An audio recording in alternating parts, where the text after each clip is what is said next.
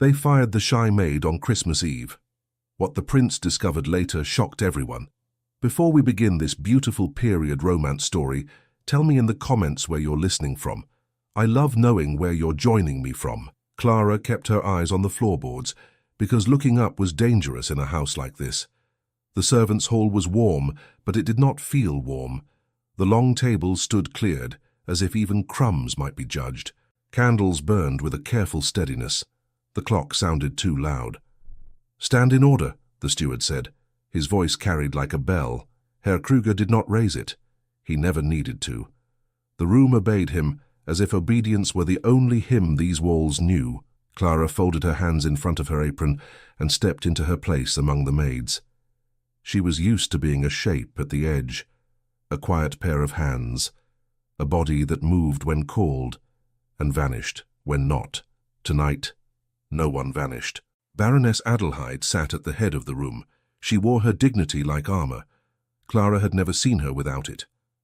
The Baroness looked down the line of servants and said, "It is Christmas Eve. I will have no disorder." No one answered. No one would. Herr Kruger cleared his throat. A sealed packet was to be sent to Vienna this afternoon. It did not leave this estate. A footman shifted his weight, then stilled when Adelheid's gaze flicked his way. Herr Kruger continued, "These are household documents, matters of correspondence and accounts, matters that do not concern servants, except in the carrying of them." Clara's stomach tightened, though she did not yet know why. Her mind went back to the corridor outside the study, the tray in her hands, the steward passing, his eyes on her as if he were measuring her. Adelheid's voice cut in, "And yet servants are the hands by which such matters move. If those hands cannot be trusted, the household cannot stand."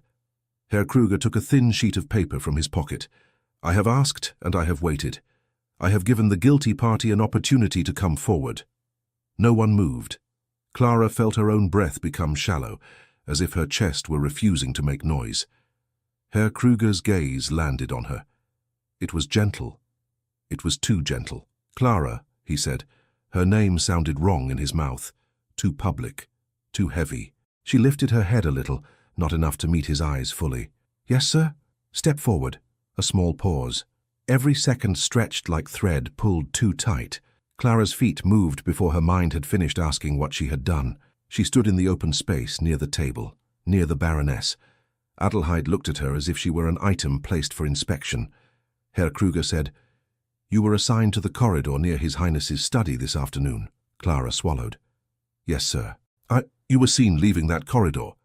"I was carrying linens to the guest rooms," she said quickly, and then hated herself for sounding like she was pleading. Adelheid raised one hand. "Slow down. Speak as a person with self-respect." Clara tried to draw in air. "Yes, my lady." Herr Kruger folded the paper, then unfolded it again, as though the motion itself were part of the performance. "You were also instructed earlier in the day to bring a small tray to the housekeeper's office." Clara nodded. "Tea, sir." "The tray passed by the study door," he said, "and the sealed packet which lay upon the desk is now missing." Clara stared at him. Missing. She heard a quiet murmur behind her. Not words, something worse. The sound of people deciding what they believed before they heard her speak. She turned toward Adelheid instinctively. The Baroness did not offer even the smallest sign of curiosity. Only certainty. "My lady," Clara said, forcing the words out, "I did not enter the study. I did not touch any papers."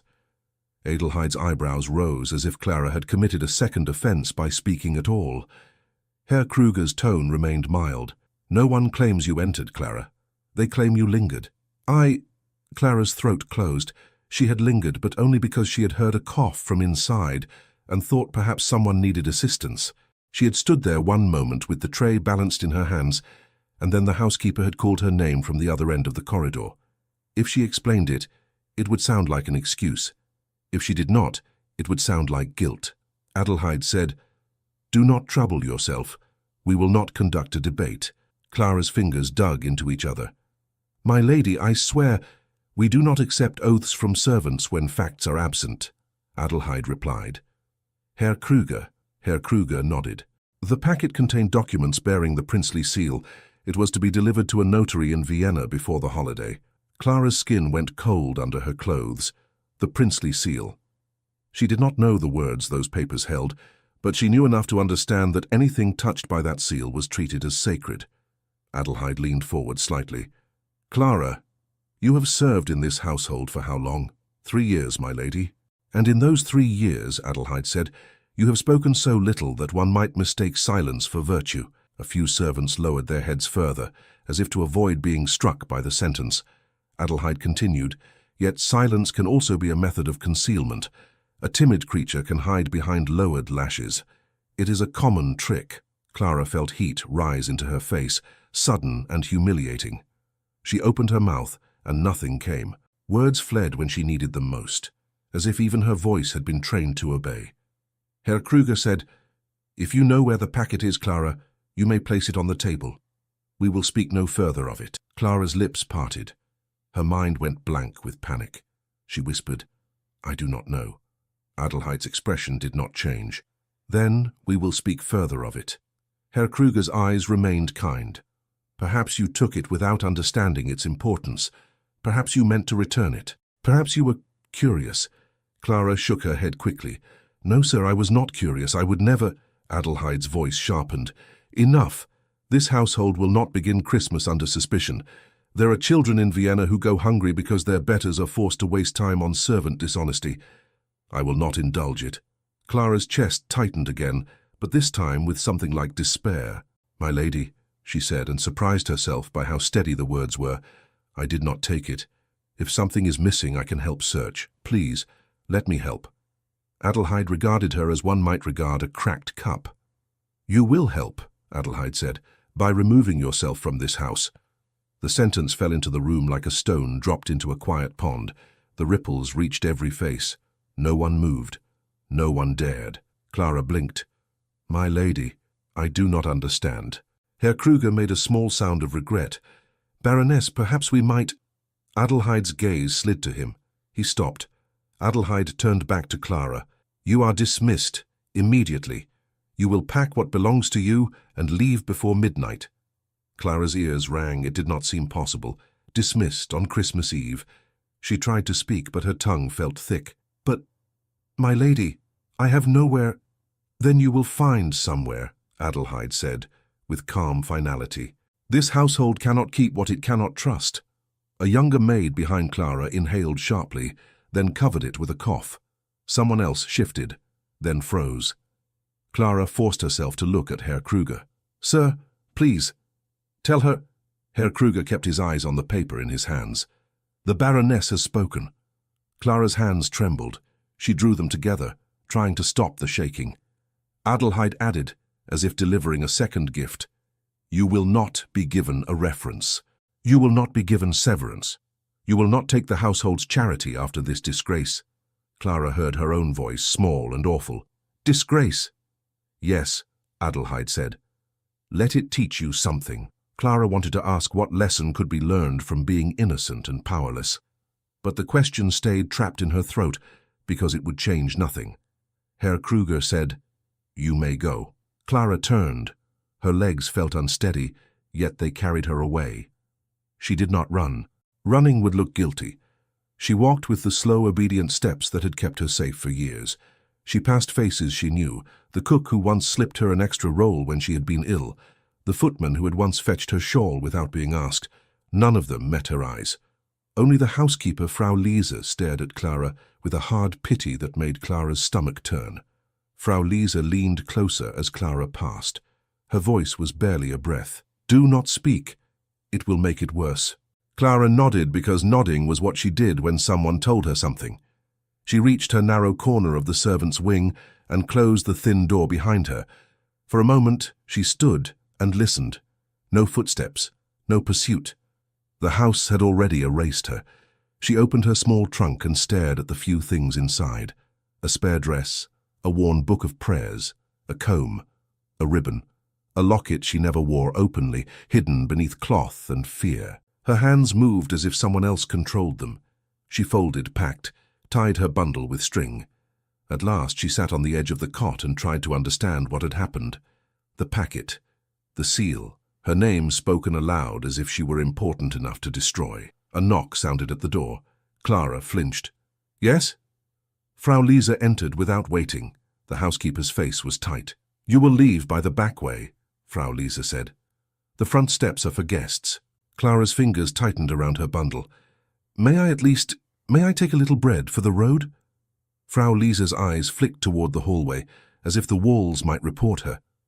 "If the Baroness knew I gave you anything, she would make an example of me." Clara nodded again. "Of course," Frau Lisa hesitated. Her voice lowered.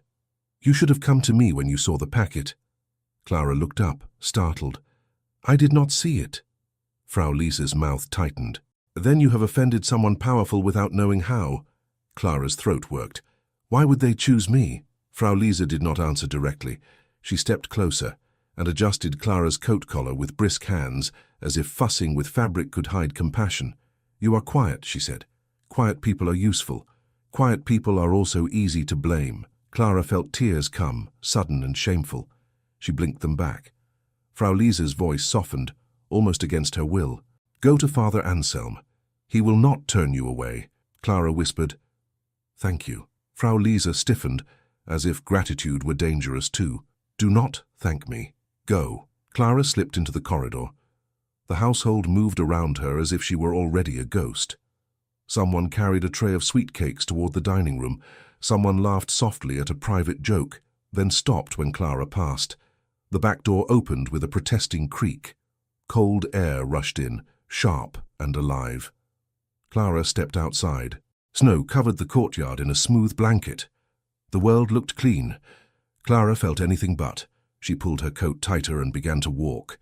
The estate's windows glowed, candles behind glass, warmth behind stone. She had lit some of those candles. She had polished some of that glass. She had scrubbed floors until her knees ached, so the Baroness could walk without seeing dirt. Now she walked away with her bundle and her shame, and the house did not even watch her go. Her boots sank into the snow with each step. The cold crept through the soles. Her breath came out in pale clouds. She told herself not to cry. Crying would blur her eyes. Blurred eyes would make her stumble. Stumbling would make her look foolish. Looking foolish would make the humiliation worse. But tears came anyway, silent and stubborn. They froze at the edges of her lashes. She kept her head down and followed the road she knew led toward the chapel. Father Anselm had once spoken to her after a Sunday service, when she had come with the other servants. He had asked her name as if it mattered. He had said, "God sees you," and Clara had not known what to do with that sentence. Tonight, she needed to be seen by someone who would not turn her away. As she reached the small stone chapel, its door already closed for the night, she hesitated. The rectory stood beside it, a modest building with one lamp in the window. Clara went up the steps and raised her hand to knock. She paused. Her mind whispered, "You are dismissed. You are disgraced. You have no right to ask for help." Her stomach turned at the thought of turning back to the estate and begging. She could not do it. She could not stand before Adelheid again and be looked through as if she were nothing. Clara knocked. The door opened. Warm light spilled over her face. Father Anselm stood there, his hair slightly mussed, his expression startled to see her at this hour. "Clara?" The fact that he remembered her name broke something inside her. Her lips trembled. "Father, I am sorry to come so late." He looked at the snow dusting her shoulders and the bundle in her hands. His eyes narrowed, not with suspicion, but with concern. "Come in," he said at once. Clara stepped inside, nearly stumbling as warmth met her cold skin. She clutched her bundle closer as if it might be taken. Father Anselm closed the door and turned. "Sit. Your hands are shaking." "I am all right," she lied automatically. He lifted his brows. "That is not true, and you do not owe me an untruth." Clara swallowed hard. She stood uncertain. He pointed gently to a chair near the small stove. "Sit, child." Clara sat. Her knees wobbled. Father Anselm poured water from a kettle into a cup and placed it in her hands. "Drink." Clara obeyed. The warmth traveled down her throat and made her feel suddenly, unbearably tired. He waited until she had taken a few sips. "Now, tell me what has happened." Clara stared at the cup. "I was dismissed." His voice stayed calm, but his eyes sharpened. "Dismissed? On Christmas Eve?" "Yes, Father." "By whom?" Clara hesitated. Speaking names felt dangerous. yet she had nowhere else to put the truth. "Baroness Adelheid," she whispered. Father Anselm exhaled slowly. "And why?" Clara's fingers tightened on the cup. "They said I took a packet from the prince's study." "And did you?" Clara's eyes burned. "No." He studied her face, not like Adelheid studied her, not like Kruger measured her. Father Anselm looked as if he were listening to something underneath her words. "I believe you," he said simply. Clara's throat tightened. She lowered her head quickly, ashamed of how much she needed that sentence. Father Anselm continued, "Did anyone ask you to explain?" "Yes," Clara said, and a bitter little laugh escaped her before she could stop it. It sounded wrong in her mouth. "They asked, but they did not want an answer." He nodded, as if he understood too well. "And where were you meant to go?" Clara hesitated. "I did not know. I only knew I could not stay." Father Anselm moved to a cabinet and brought out a loaf of bread and a small piece of cheese. He placed them on the table without ceremony. Clara's eyes widened. "Father, I cannot—" "You can," he said. She swallowed. "Thank you." He sat across from her, not looming, not making her feel small. "You may sleep here tonight. The guest room is plain, but it is warm." Clara's breath caught. "I do not want to be a burden." "You are not a burden," he replied. "You are a person in need." The words made her chest ache. She ate a little, slowly, because her stomach felt too tight for food. Each bite was both comfort and humiliation, because she had been thrown out like refuse and now a priest had to feed her. After a moment she murmured, "Father, do you think His Highness knows?" Father Anselm's gaze held hers. "The prince is away, is he not?" "Yes." "Then no," he said. "Not unless someone tells him." Clara stared down again. "Then perhaps it is better this way. He need not know about a foolish maid who was accused." Father Anselm's voice grew firm, though still gentle. "It is never better when injustice is hidden for the sake of comfort." Clara's mouth tightened.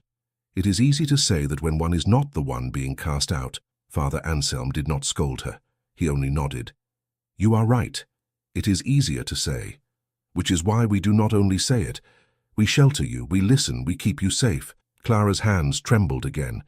She set the cup down because she feared she might spill it. Father Anselm stood. "Rest now. We will speak more in the morning." Clara rose too, clutching her bundle. "Father, if I stay, will the Baroness come?" "She will not enter my home to make a scene," he said. "And if she sends someone, I will answer the door." Clara wanted to believe him. She did believe him, as much as she could believe anything at that moment. He led her down a short corridor and opened a small room. A bed, a clean blanket, a simple chair. Clara stood at the threshold, as if waiting to be told she did not deserve it. Father Anselm said, "You may lock the door if it comforts you." "Thank you," Clara whispered again. He paused, then asked, "Clara, do you have family?" Clara's fingers tightened around her bundle's string. "No, Father." He watched her carefully. "No one at all?" Clara felt the locket hidden inside the bundle, a small weight that had never been allowed to become a story. Her voice was very quiet. "No one who can be named." Father Anselm did not press. He only nodded once, as if accepting a wound he could not heal yet. "Sleep," he said. When he left, Clara sat on the edge of the bed and stared at her hands. They looked the same as they had yesterday. Hands that scrubbed and carried and served, yet everything had changed. She thought of Adelheid's eyes. Cold, sure. She thought of Kruger's voice, kind and sharp all at once. She thought of the other servants' faces turned away. Not cruel, just afraid. It would have hurt less if they had hated her. Fear was worse. Fear meant she was contagious. Fear meant she had become a warning. She lay down and pulled the blanket over her shoulders.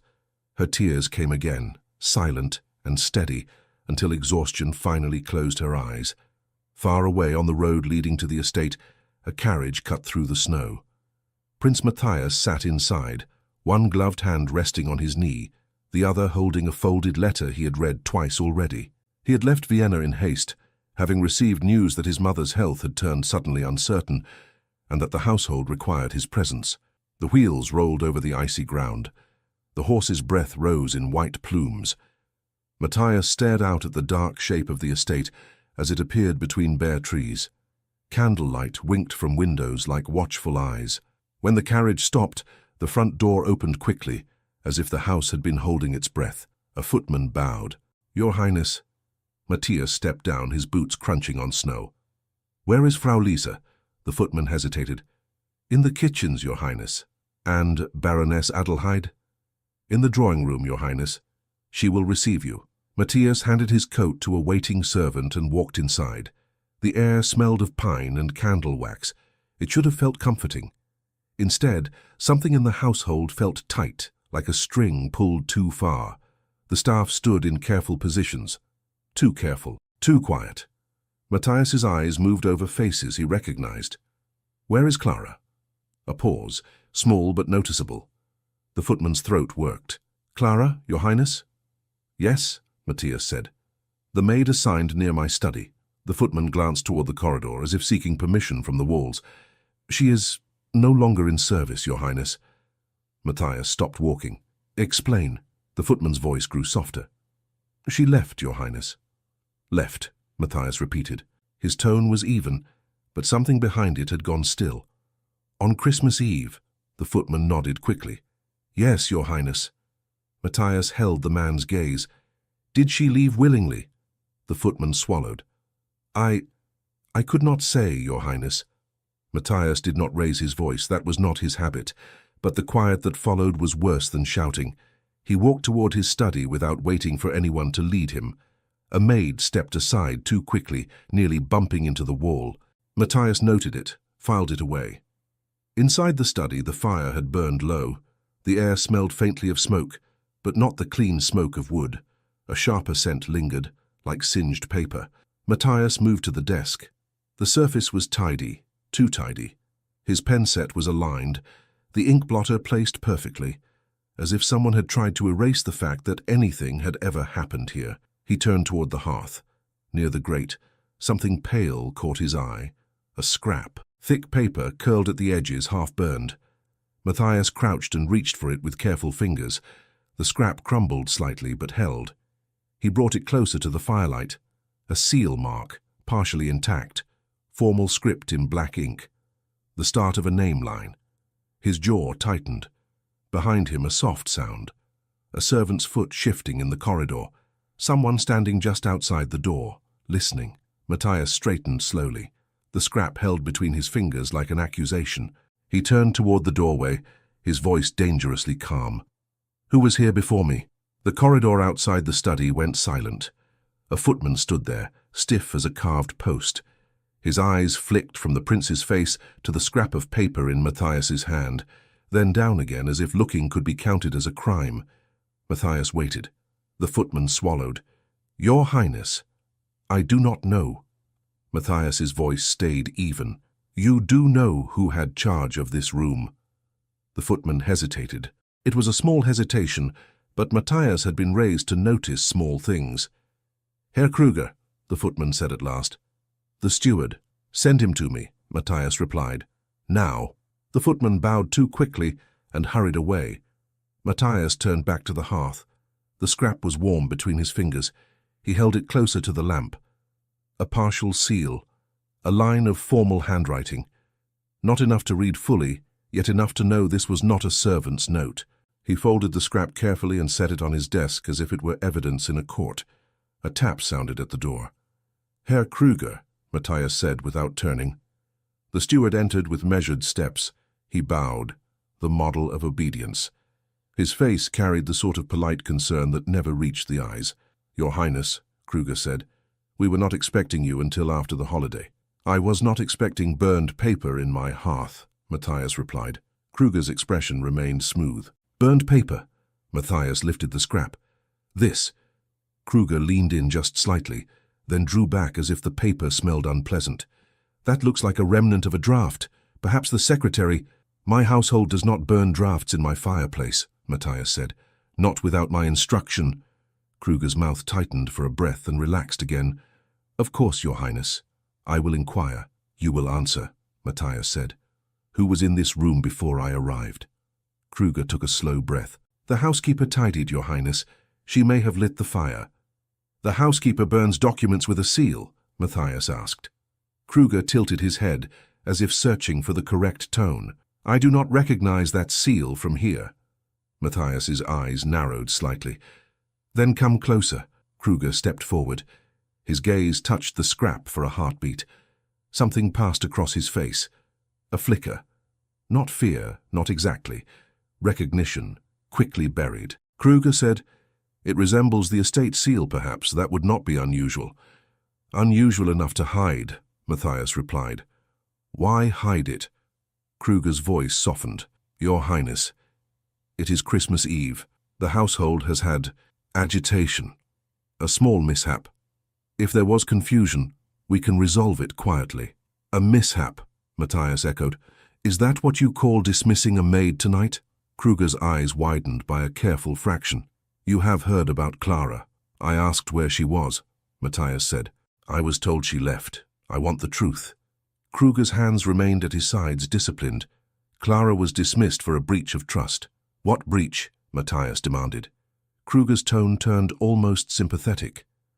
"A sealed packet went missing." Matthias felt the pieces shift, aligning too neatly. "A packet with a seal." Kruger nodded.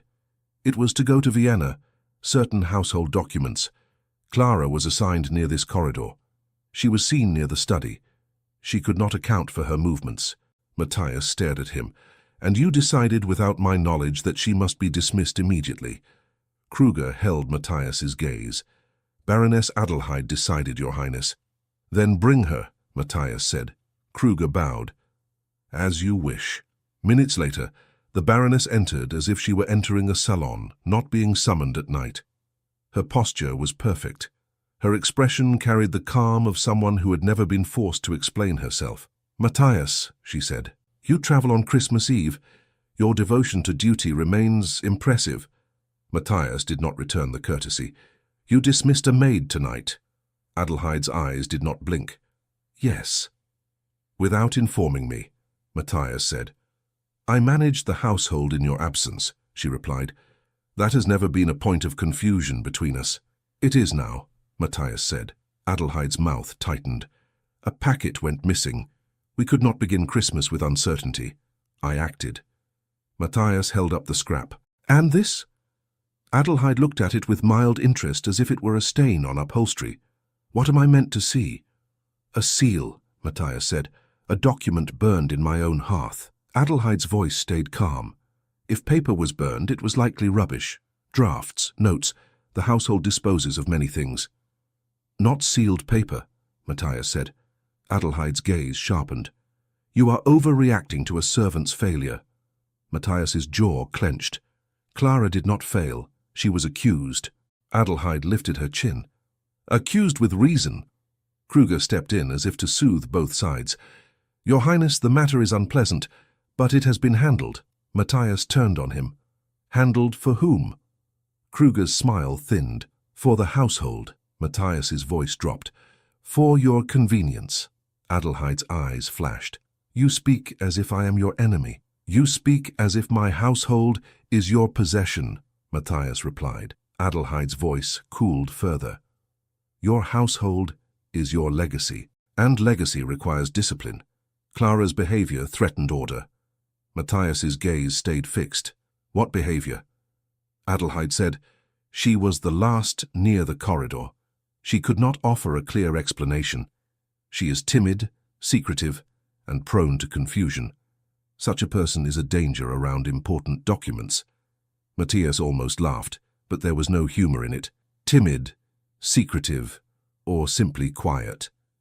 Adelheid's tone turned sharper. "Quietness can be a mask." Matthias leaned forward slightly, the scrap still in his hand. "And cruelty can be one too." For the first time, Adelheid's composure cracked. "Cruelty? You threw a maid into the night on Christmas Eve," Matthias said. "No reference, no pay, no shelter." Adelheid answered without softness. "Consequences teach what kindness cannot." Matthias held her gaze. "Where did she go?" Adelheid's face smoothed again. "That is no longer our concern." Matthias straightened. "It is my concern." Kruger said, "Your Highness, you cannot involve yourself in every servant matter." Matthias turned toward him slowly. "Cannot?" Kruger bowed his head slightly. "It is not fitting." Matthias's voice became very quiet. "It is fitting that my name not be used to justify injustice." Adelheide's eyes narrowed. "Now you sound like a reformer."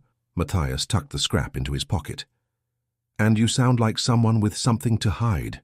Adelheide's hand tightened on the edge of her shawl. "Be careful." Matthias met her warning with stillness.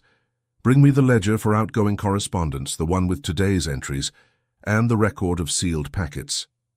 Kruger's smile faltered. "The household records are in order." "Then you will have no difficulty bringing them," Matthias replied. Adelheide's voice cut in. "This is absurd. It is Christmas Eve. You will interrogate ink and paper while the household waits for your presence?" Matthias did not look away. "The household can wait." Clara could not.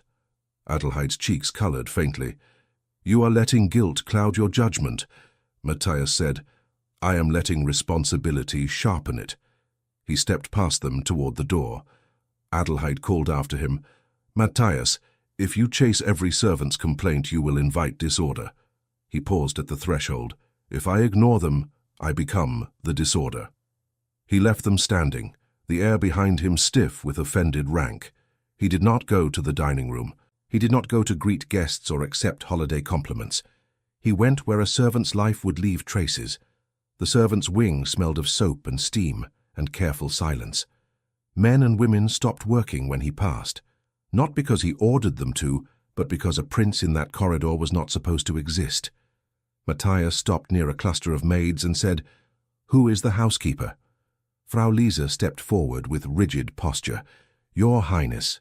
Her eyes were steady, but her hands looked tight as if she were holding something in. Matthias asked, "Where is Clara's room?" Frau Lisa's throat moved.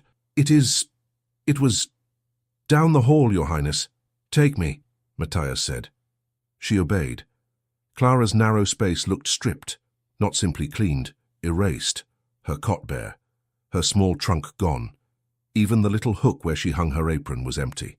Matthias stared at the emptiness and felt a sudden anger that surprised him with its clarity. Not rage, not noise.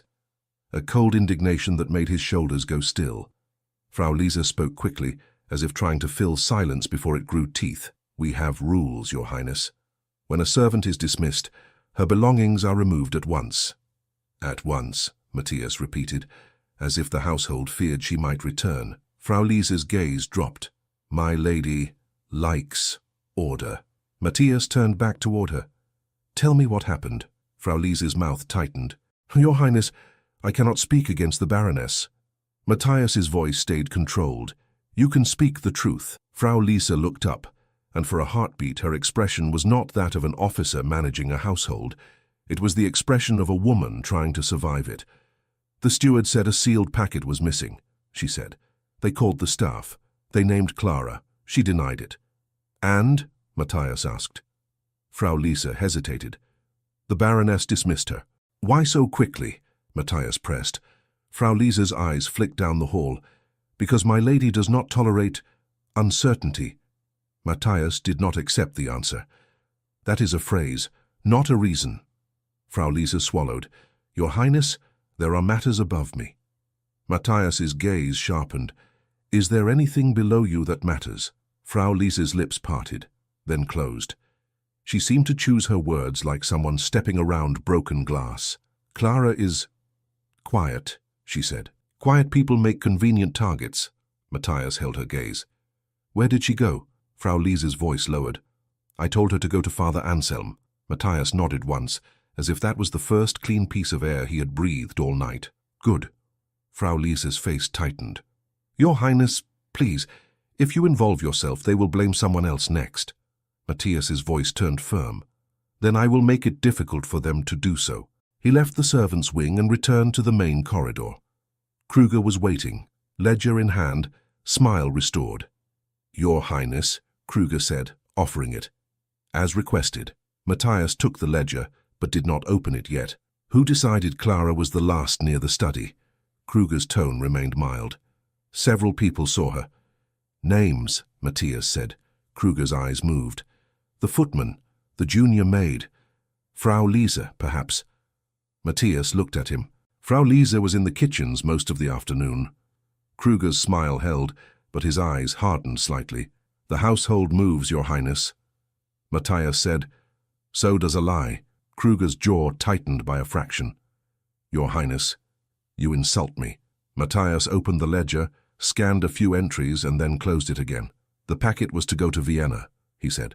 "Which courier?" Kruger answered smoothly. "The usual man, Herr Vogel. Bring him to me," Matthias said. Kruger paused. "He has already left." Matthias's gaze stayed on Kruger. "Without the packet." Kruger bowed slightly. "It was discovered missing too late," Matthias said. "Then the packet did not go missing at the gate. It went missing inside." Kruger's voice softened. "We will find it." Matthias stepped closer. "Will you?" Kruger held his gaze. "Your Highness, you are weary. You have traveled. I suggest you rest. In the morning—" "I will not sleep while someone in my house burns papers and throws servants into the snow," Matthias replied. Adelheide's voice came from behind, sharp as a cut. "Then you will ruin Christmas for everyone." Matthias turned to her. "If Christmas depends on pretending wrongdoing did not occur, then it deserves to be ruined." Adelheid stared at him. "You think yourself noble," Matthias answered. "I think myself accountable." He moved away, already reaching for his coat. Kruger's voice followed him. "Your Highness, it is late. The roads—" Matthias did not slow. "I am not made of glass." Outside, the cold bit his face, immediate and unforgiving. A groom hurried to ready a horse, eyes wide with alarm at being asked for such a thing at this hour. Matthias swung into the saddle and rode toward the chapel road without escort. He did not know what he would say to Clara. He only knew he had to see her with his own eyes, to hear her voice outside of Adelheide's mouth and Kruger's courteous poison. At the rectory, one lamp burned. Matthias dismounted and knocked. The door opened and Father Anselm looked out, surprised, then wary as he recognized the visitor.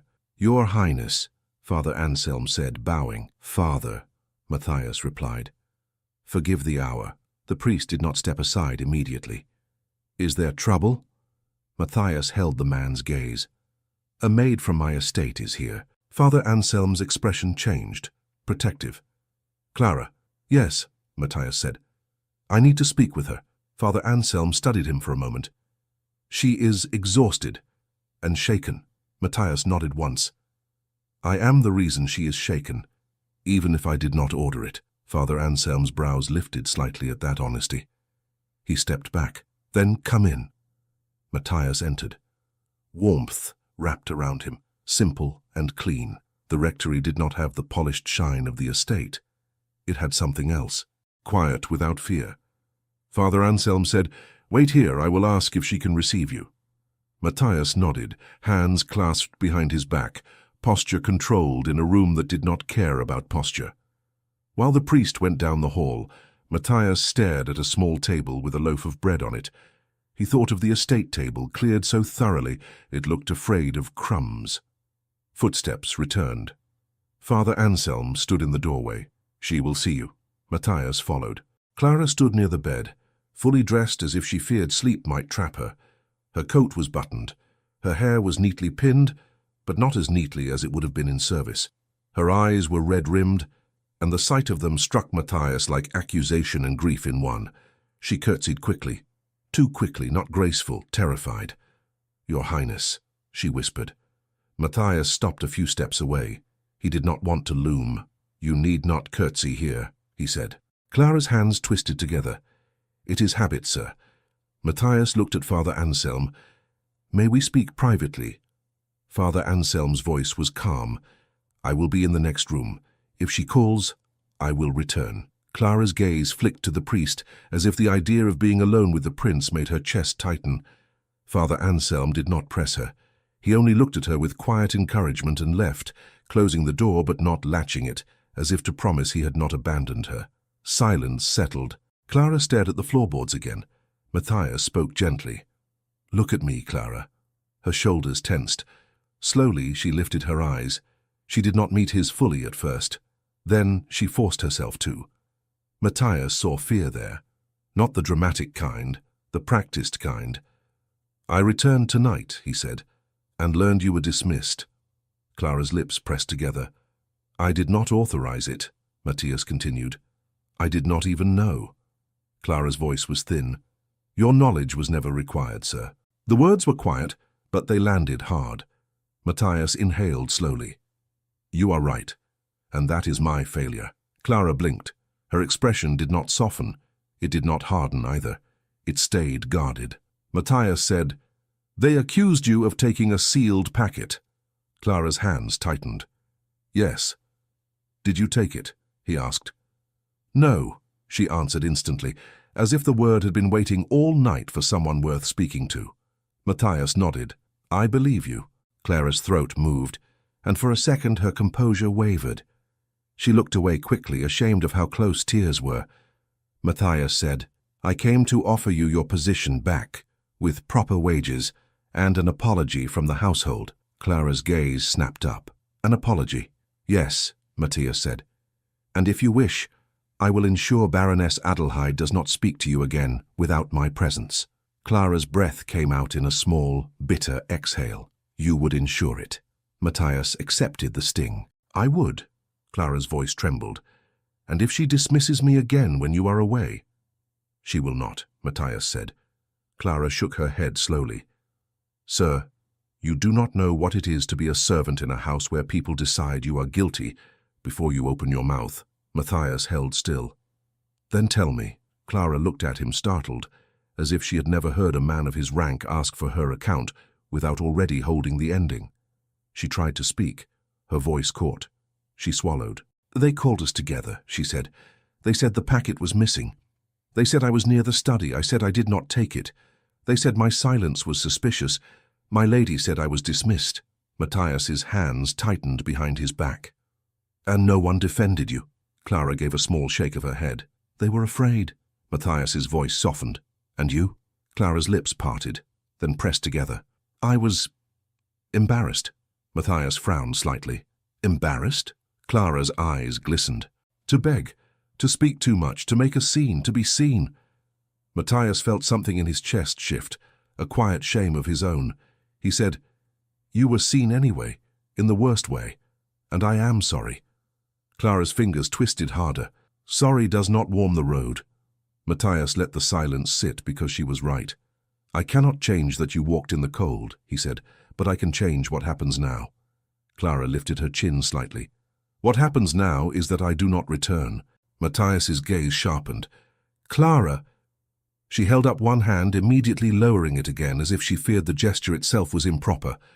Forgive me, I should not interrupt. But I cannot. Matthias stepped a fraction closer, then stopped, reading her fear. Tell me why, he said. Clara's voice was quiet, firm in a way that surprised even her. Because if I return, it will mean they were allowed to do it, and they will do it again. Not only to me. Matthias stared at her. You think they chose you deliberately? Clara's mouth tightened. I do not know, but it felt prepared. Matthias nodded slowly. I found burned paper in my hearth. Clara's eyes widened. Burned paper. A document scrap, Matthias said, with a seal. Clara's hands trembled. I never touched anything in your study, sir. I know, Matthias replied. Clara swallowed. Then why are they saying... Matthias cut in gently.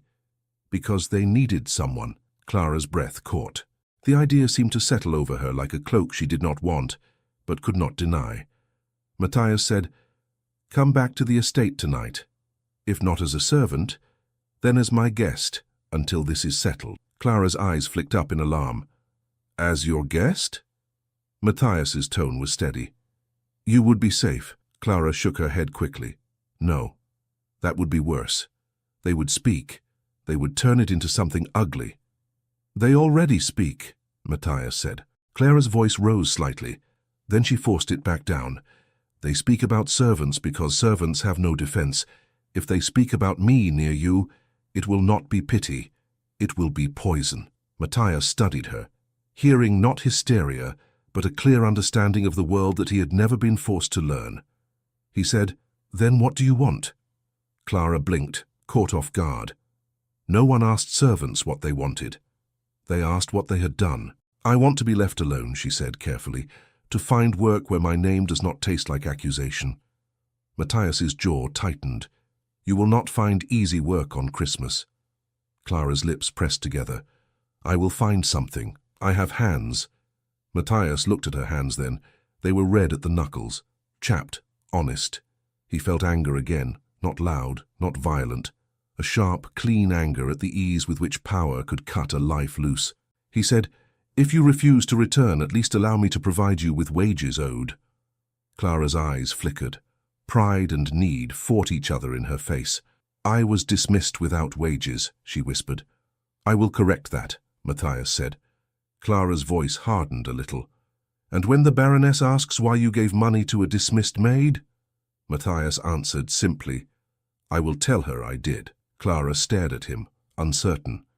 She seemed to search his face for mockery and find none. Matthias said, Father Anselm told me you have no family. Clara flinched slightly at the mention, then steadied herself. No one who can help me.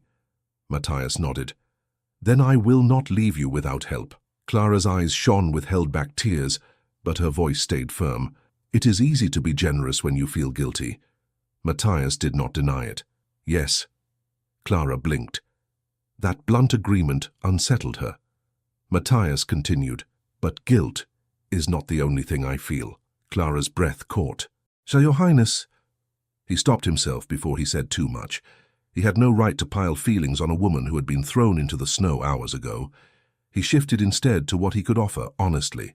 I will investigate. I will find the packet. I will find who burned that paper. I will clear your name. Clara's shoulders sagged slightly, exhaustion breaking through pride. Clear my name, she repeated, as if tasting the idea. Yes, Matthias said. And if you cannot? She asked quietly. Matthias met her gaze. Then I will still ensure you are not punished for a thing you did not do. Clara's lips trembled. She looked away quickly.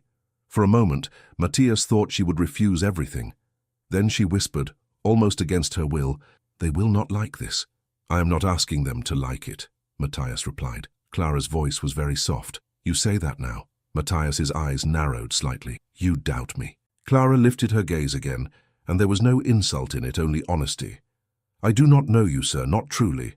I have seen you pass, heard you speak to guests.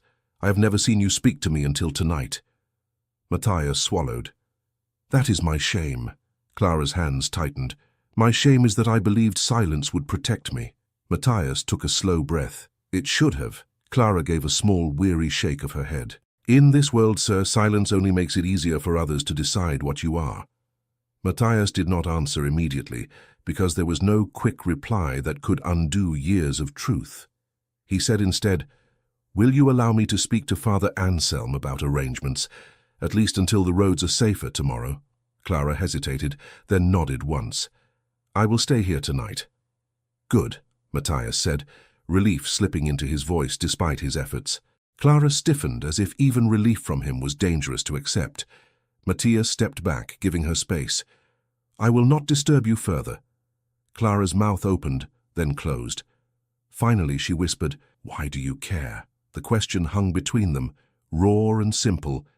Matthias answered carefully, Because you were wronged in my house. Clara's eyes searched his again. Only that? Matthias's voice softened. That is enough. Clara looked down, and her shoulders rose with a small breath that sounded like restraint.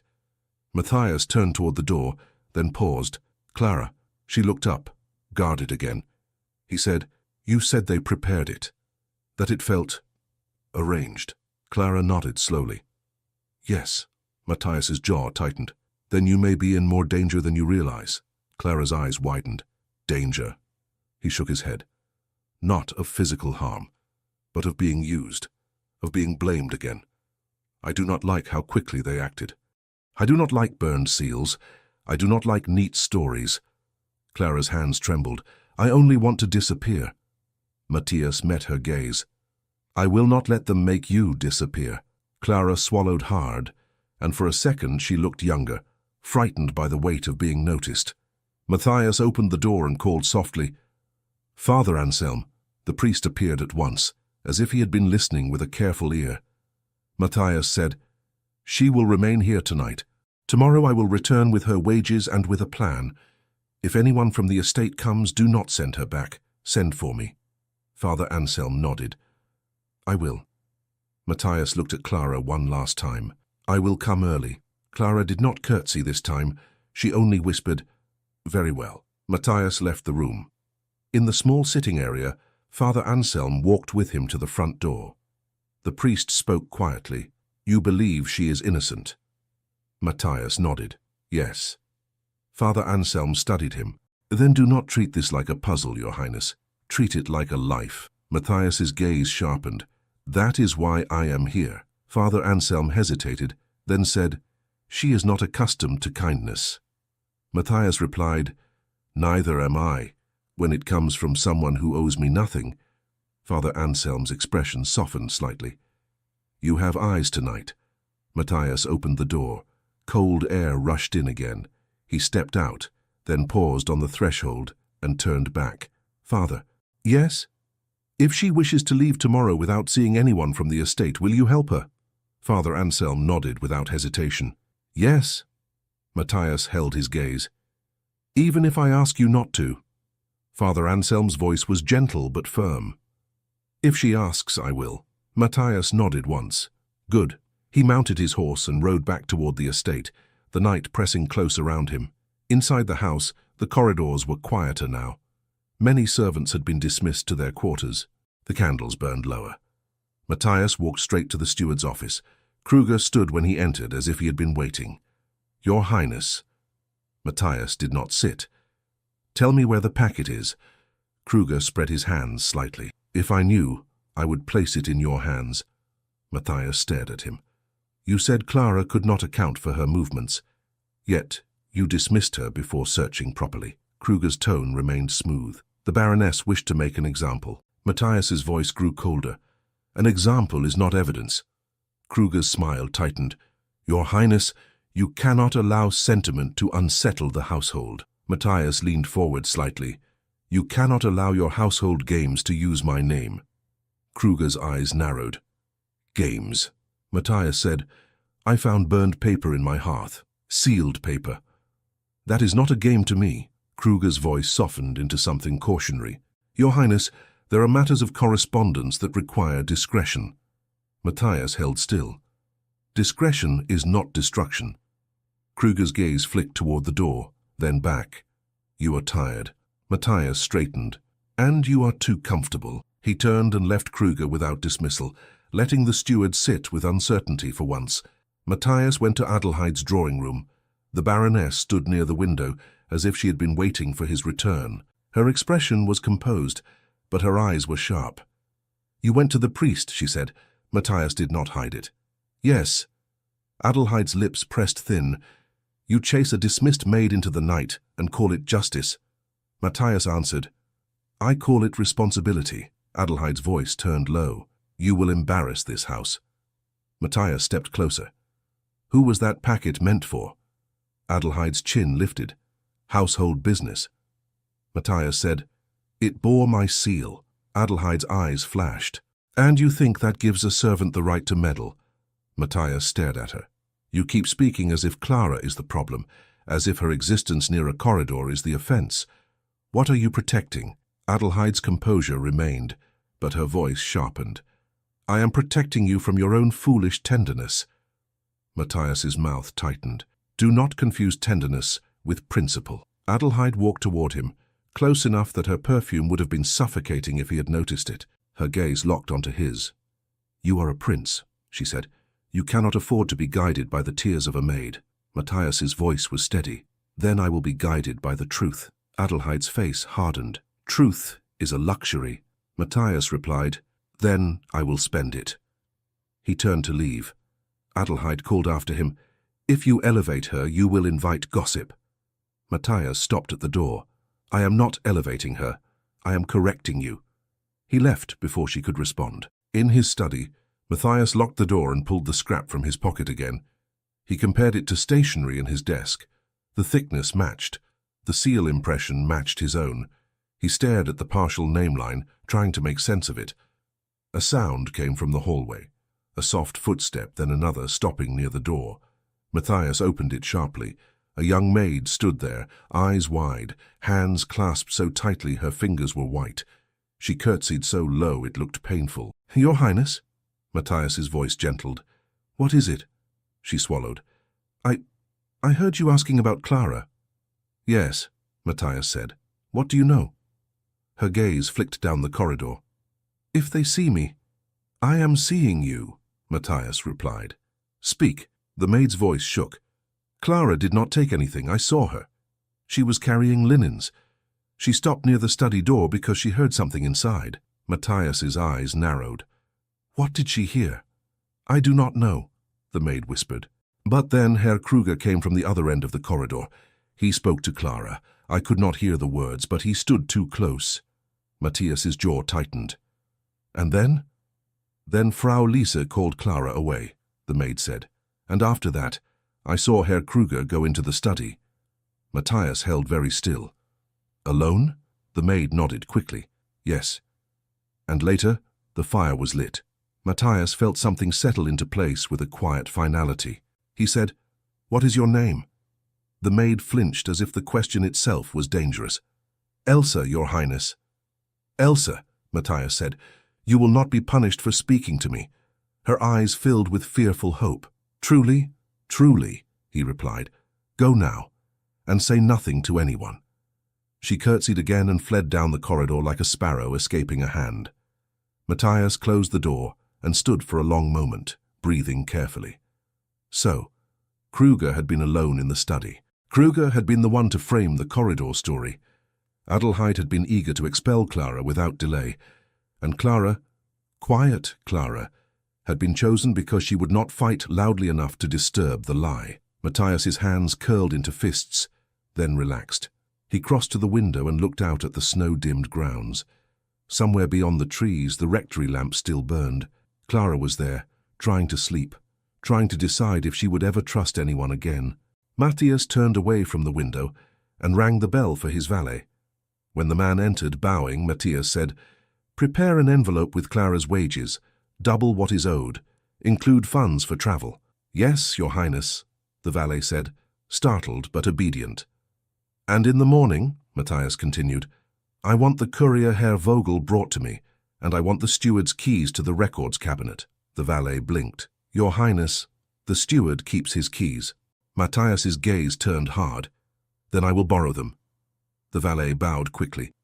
At once, when the valet left, Matthias stood alone again. He pulled the scrap from his pocket one more time, then set it on the desk beside a blank sheet. He wrote one sentence, slow and careful as if naming a vow. "I will find the truth." Before dawn, Matthias rode again. This time he brought no escort and no ceremony. Only an envelope tucked inside his coat, and a resolve that would not be soothed by holiday songs. At the rectory, Father Anselm opened the door at once, as if he had expected the knock. "You returned early," the priest said. Matthias nodded. "May I see her?" Father Anselm stepped aside. "She is awake." Matthias entered, and the warmth of the small house hit him again, quiet and honest. Clara stood in the sitting room this time, not in the bedroom. Her hair was pinned more neatly now, as if she had used discipline to bind herself together. She held her bundle in both hands, as if she were ready to flee at any moment. When she saw Matthias, she froze. "Your Highness," she said, and her voice was steadier than the night before. Matthias took out the envelope. "This is yours." Clara stared at it, wary. "What is it?" "Wages owed," Matthias said. "And more, for the road, if you choose it." Clara did not reach for it. "If I take that, they will say you paid me to keep quiet." Matthias's jaw tightened. "Let them say it. Words do not change what you are owed." Clara's hands tightened on her bundle. "In your world, words change everything." Matthias held her gaze. "Then let my words change this. I am telling you openly that you were wronged." Clara swallowed. Her eyes glistened, but she did not cry. She looked as if she had cried all she could. Father Anselm spoke gently from near the doorway. "Clara, take what is offered. There is no sin in receiving justice." Clara's fingers trembled. Slowly she reached out and took the envelope as though it might burn her. Matthias watched her. "Thank you." Clara blinked. "Thank you for accepting it," he said. It means you are not surrendering to their story. Clara lowered her gaze. I am tired, sir. I know, Matthias replied. He hesitated, then said, I spoke to someone in the household. A maid named Elsa. Clara's eyes lifted sharply. Elsa will be punished.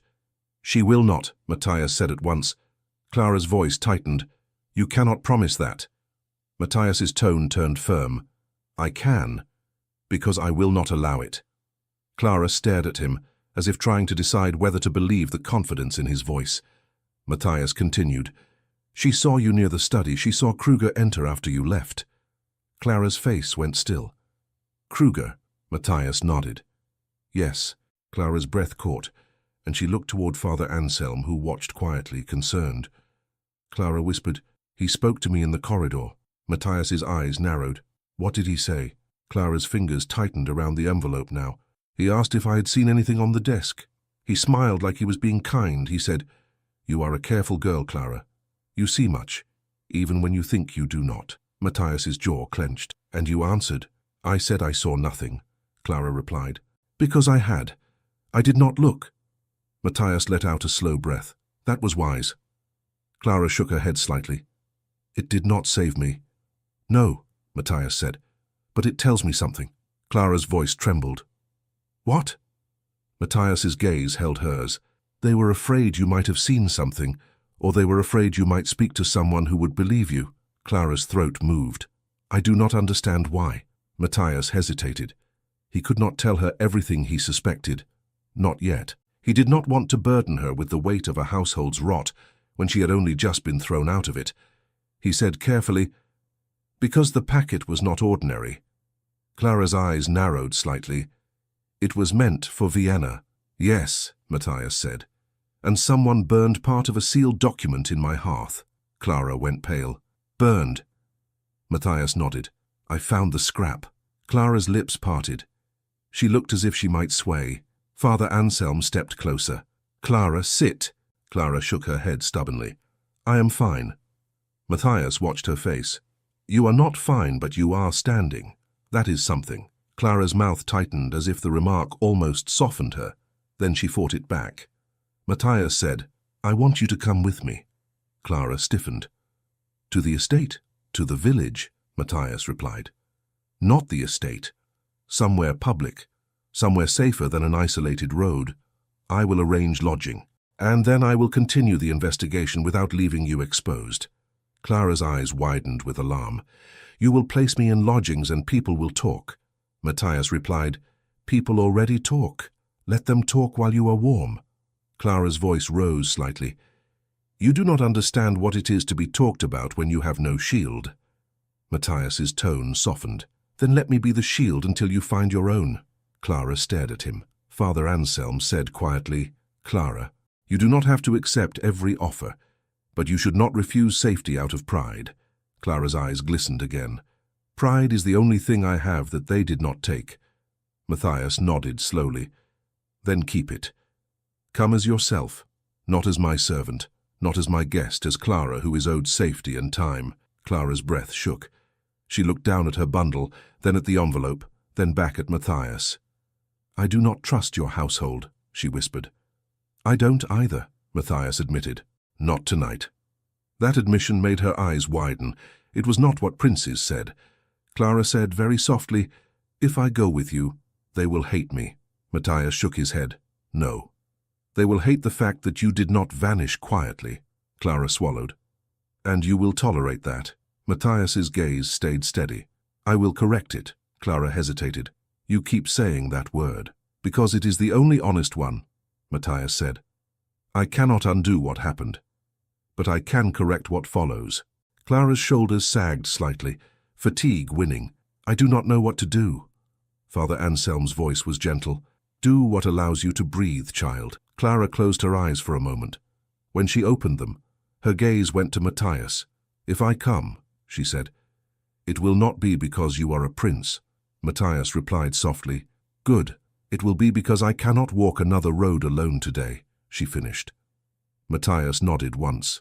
That is enough. Clara took a small step forward, then stopped abruptly as if something inside her had tightened. Matthias noticed her hand move instinctively toward her collar, toward the place where a hidden chain might rest. "What is it?" he asked. Clara's face went tense. "Nothing." Matthias did not press, but his eyes stayed attentive. Clara shifted her bundle from one hand to the other. The movement was small, and yet something slipped loose. A thin chain tucked beneath cloth slid out and swung for a moment before gravity pulled it down. A locket, old and worn, tumbled toward the floor. Clara gasped, reaching for it too late. Matthias caught it before it hit the boards. Clara froze as if the air itself had turned to judgment. "Give it back," she whispered, and there was panic in her voice now, sharp and unfamiliar. Matthias held the locket in his palm. It was not expensive in appearance, but it carried a weight that made his fingers still. "Clara," he said gently, "I am not taking it from you." Her breath shook. "Please." Matthias saw how her hands trembled, how her eyes fixed on the object, as if it were both treasure and threat. He began to close his fingers around it to return it without looking. But the clasp, loosened by age, shifted. The locket sprang open in his palm, revealing a tiny crest and initials that belonged to a noble house he recognized at once. Clara's breath stopped. The locket lay open in Prince Matthias's palm, small as a coin and suddenly heavier than any accusation. The crest inside was clear, stamped into metal with a precision no village jeweler would bother with. The initials beneath it were not decorative. They were a claim. Clara's fingers flew up as if to snatch it away, then froze in midair because reaching toward a prince's hand felt like another crime. "Close it," she whispered. "Please." Matthias didn't move at first, not because he wanted to hold it, because recognition had made him still. Clara saw his eyes change the way a man's gaze changes when he realizes a door he thought was locked has been open all along. "You know it," she said, barely audible. Matthias's voice came out low. "I know the crest." Clara's throat tightened. "You were not meant to." He looked up at her slowly. "Whose crest is this, Clara?" Her lips trembled. "It is not mine." "That is not an answer," he said, not harshly, but firmly. Clara's shoulders rose with a shallow breath. She glanced toward Father Anselm as if hoping he would speak for her, but the priest did not interrupt. He simply watched, ready to steady her if she fell. Clara forced herself to meet Matthias's eyes again. "It belonged to my mother." Matthias closed the locket carefully, as if closing it too fast would injure her. Then he held it out to her, open palm, no command in the gesture. Clara took it with shaking fingers and pressed it to her chest like a shield. Matthias said, "Your mother carried a noble crest." Clara's voice snapped, sharp with fear. "She carried it hidden." Matthias nodded once. "Why?" Clara swallowed. Her eyes shone, but she did not let tears fall. Not now. Not in front of him. "She said it was dangerous," Clara whispered. "She said if anyone saw it, they would ask questions that would swallow me whole." Father Anselm spoke softly. "Clara." Clara flinched, as if even her name could be taken from her. Matthias kept his tone steady. "Did your mother ever tell you what the crest meant?" Clara shook her head quickly. "No, only that I must never show it." "Never." Matthias watched her for a long moment. Then he said, "Clara, listen to me. Whatever this is, it is not a sin you committed." Clara gave a small, bitter sound. "That is what you say, but your household has already decided who I am." Matthias's jaw tightened. "My household will not decide your identity by gossip." Clara's hands tightened around the locket. "I only wanted to work, to be quiet, to earn bread." Matthias's voice softened. "And someone punished you for being near a desk." Clara looked down. "For being near something I was not meant to see." Matthias nodded slowly, as if she had finally said the sentence that unlocked the rest. He turned toward Father Anselm. "I need to keep her safe." Father Anselm's expression remained calm. "Then do so with her consent." Matthias looked back at Clara. "Will you come to the village lodging I mentioned? It is public. It is warm. It is not the estate." Clara hesitated. The locket felt like a burning secret against her palm. "If I go," she said, "they will follow." "Then they will follow into daylight," Matthias replied. Clara's gaze flicked to the door as if she expected Adelheid to step through at any moment with polite condemnation. Father Anselm said, "Clara, you are not alone." Clara swallowed hard. "I am tired of being a problem." Matthias's voice turned firm. "You are not the problem. You are the proof." Clara stared at him. The proof of what? Matthias did not answer directly. He looked as if he were holding back a dozen suspicions until he could place them properly. He said only, "Of why they acted so quickly." Clara's hands trembled. "Then you will keep asking questions." "Yes," Matthias said. "And if your aunt orders you to stop?" Clara asked. Matthias met her gaze. "Then she will discover what it is to be refused." Clara let out a slow breath she did not realize she'd been holding. The air felt thin in her chest. "All right," she whispered. "I will go." Matthias nodded once, as if he had just received a solemn pledge rather than a fragile agreement. They left the rectory together. Clara walked with her bundle and the envelope tucked under her arm, her shoulders stiff, her eyes lowered out of habit even as she tried to lift them. She expected the road to judge her. She expected every passerby to recognize a dismissed maid by the way she held her breath. Matthias walked beside her, not too close. He did not offer his arm, which would have made her feel trapped. But his presence was unmistakable, and that was both comfort and danger. At the small inn near the village square, Matthias spoke to the innkeeper with a calm authority that did not require threats. "A room for her," he said, "one that is quiet and safe." The innkeeper's eyes widened at the sight of him. "Of course, Your Highness, of course." Clara stood near the doorway, heat creeping into her cheeks. She felt eyes on her, not cruel eyes, curious ones. That was almost worse. Matthias glanced at her, reading her discomfort. "No one will trouble you here," he said. Clara's voice was tight. "People trouble without touching." Matthias nodded, as if he accepted the lesson. "Then we will give them nothing to feed on." He turned to the innkeeper. "She is under my protection. She will be treated with respect." "Yes, Your Highness," the innkeeper said quickly, almost bowing. Clara flinched at the phrase "under my protection." It sounded too much like ownership, but Matthias didn't say it possessively. He said it like a shield held between her and the world. When the room was settled, Matthias stood in the doorway, while Clara remained near the window, bundle still clutched like a lifeline. "I will not stay in the room," he said. "I will speak with the innkeeper downstairs, and then I will return to the estate." Clara's eyes widened. "You will leave me?" He shook his head. "Not alone. Father Anselm will come later, and I will send someone I trust." Clara's mouth tightened. "You trust no one in your household." Matthias's lips pressed together. "I trust very few." Clara's voice trembled. "Then why return there?" "Because evidence will not walk into my hands," he replied, "and because they will try to create a story while I am gone." Clara swallowed. "A story about me." "A story about you," Matthias agreed, "and about me, if they can." Clara's fingers tightened around the locket in her pocket. "What will you do?" Matthias's gaze sharpened. "I will look where they did not expect me to look, and I will ask questions they cannot dismiss." Clara hesitated, then whispered, "Your aunt will be angry." Matthias's voice turned quiet. Let her be.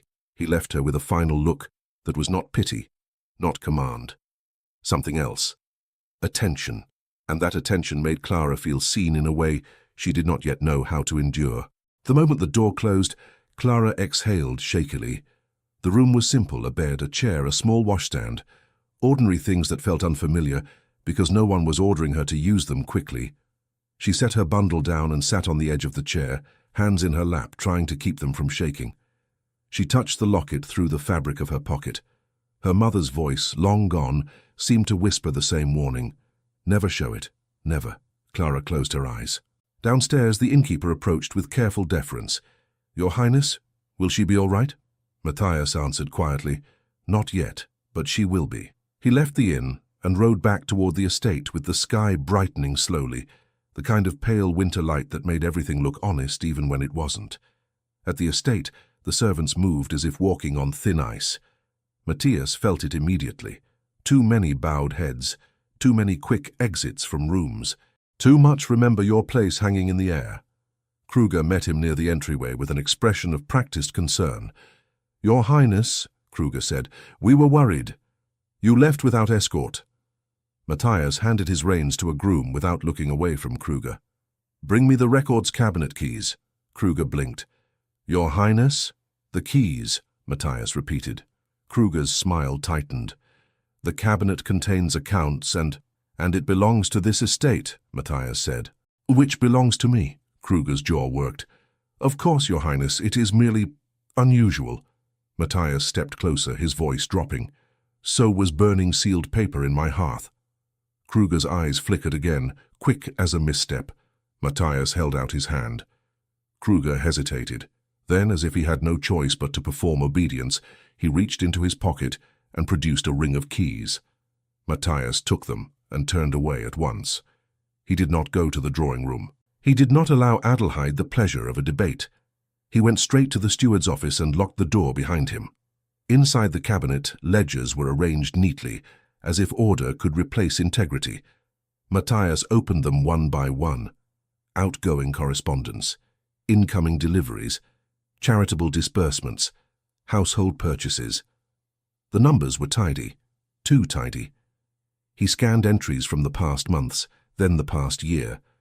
Certain amounts repeated with the regularity of a heartbeat, small enough not to raise alarm, steady enough to grow into something meaningful over time. Matthias's gaze narrowed.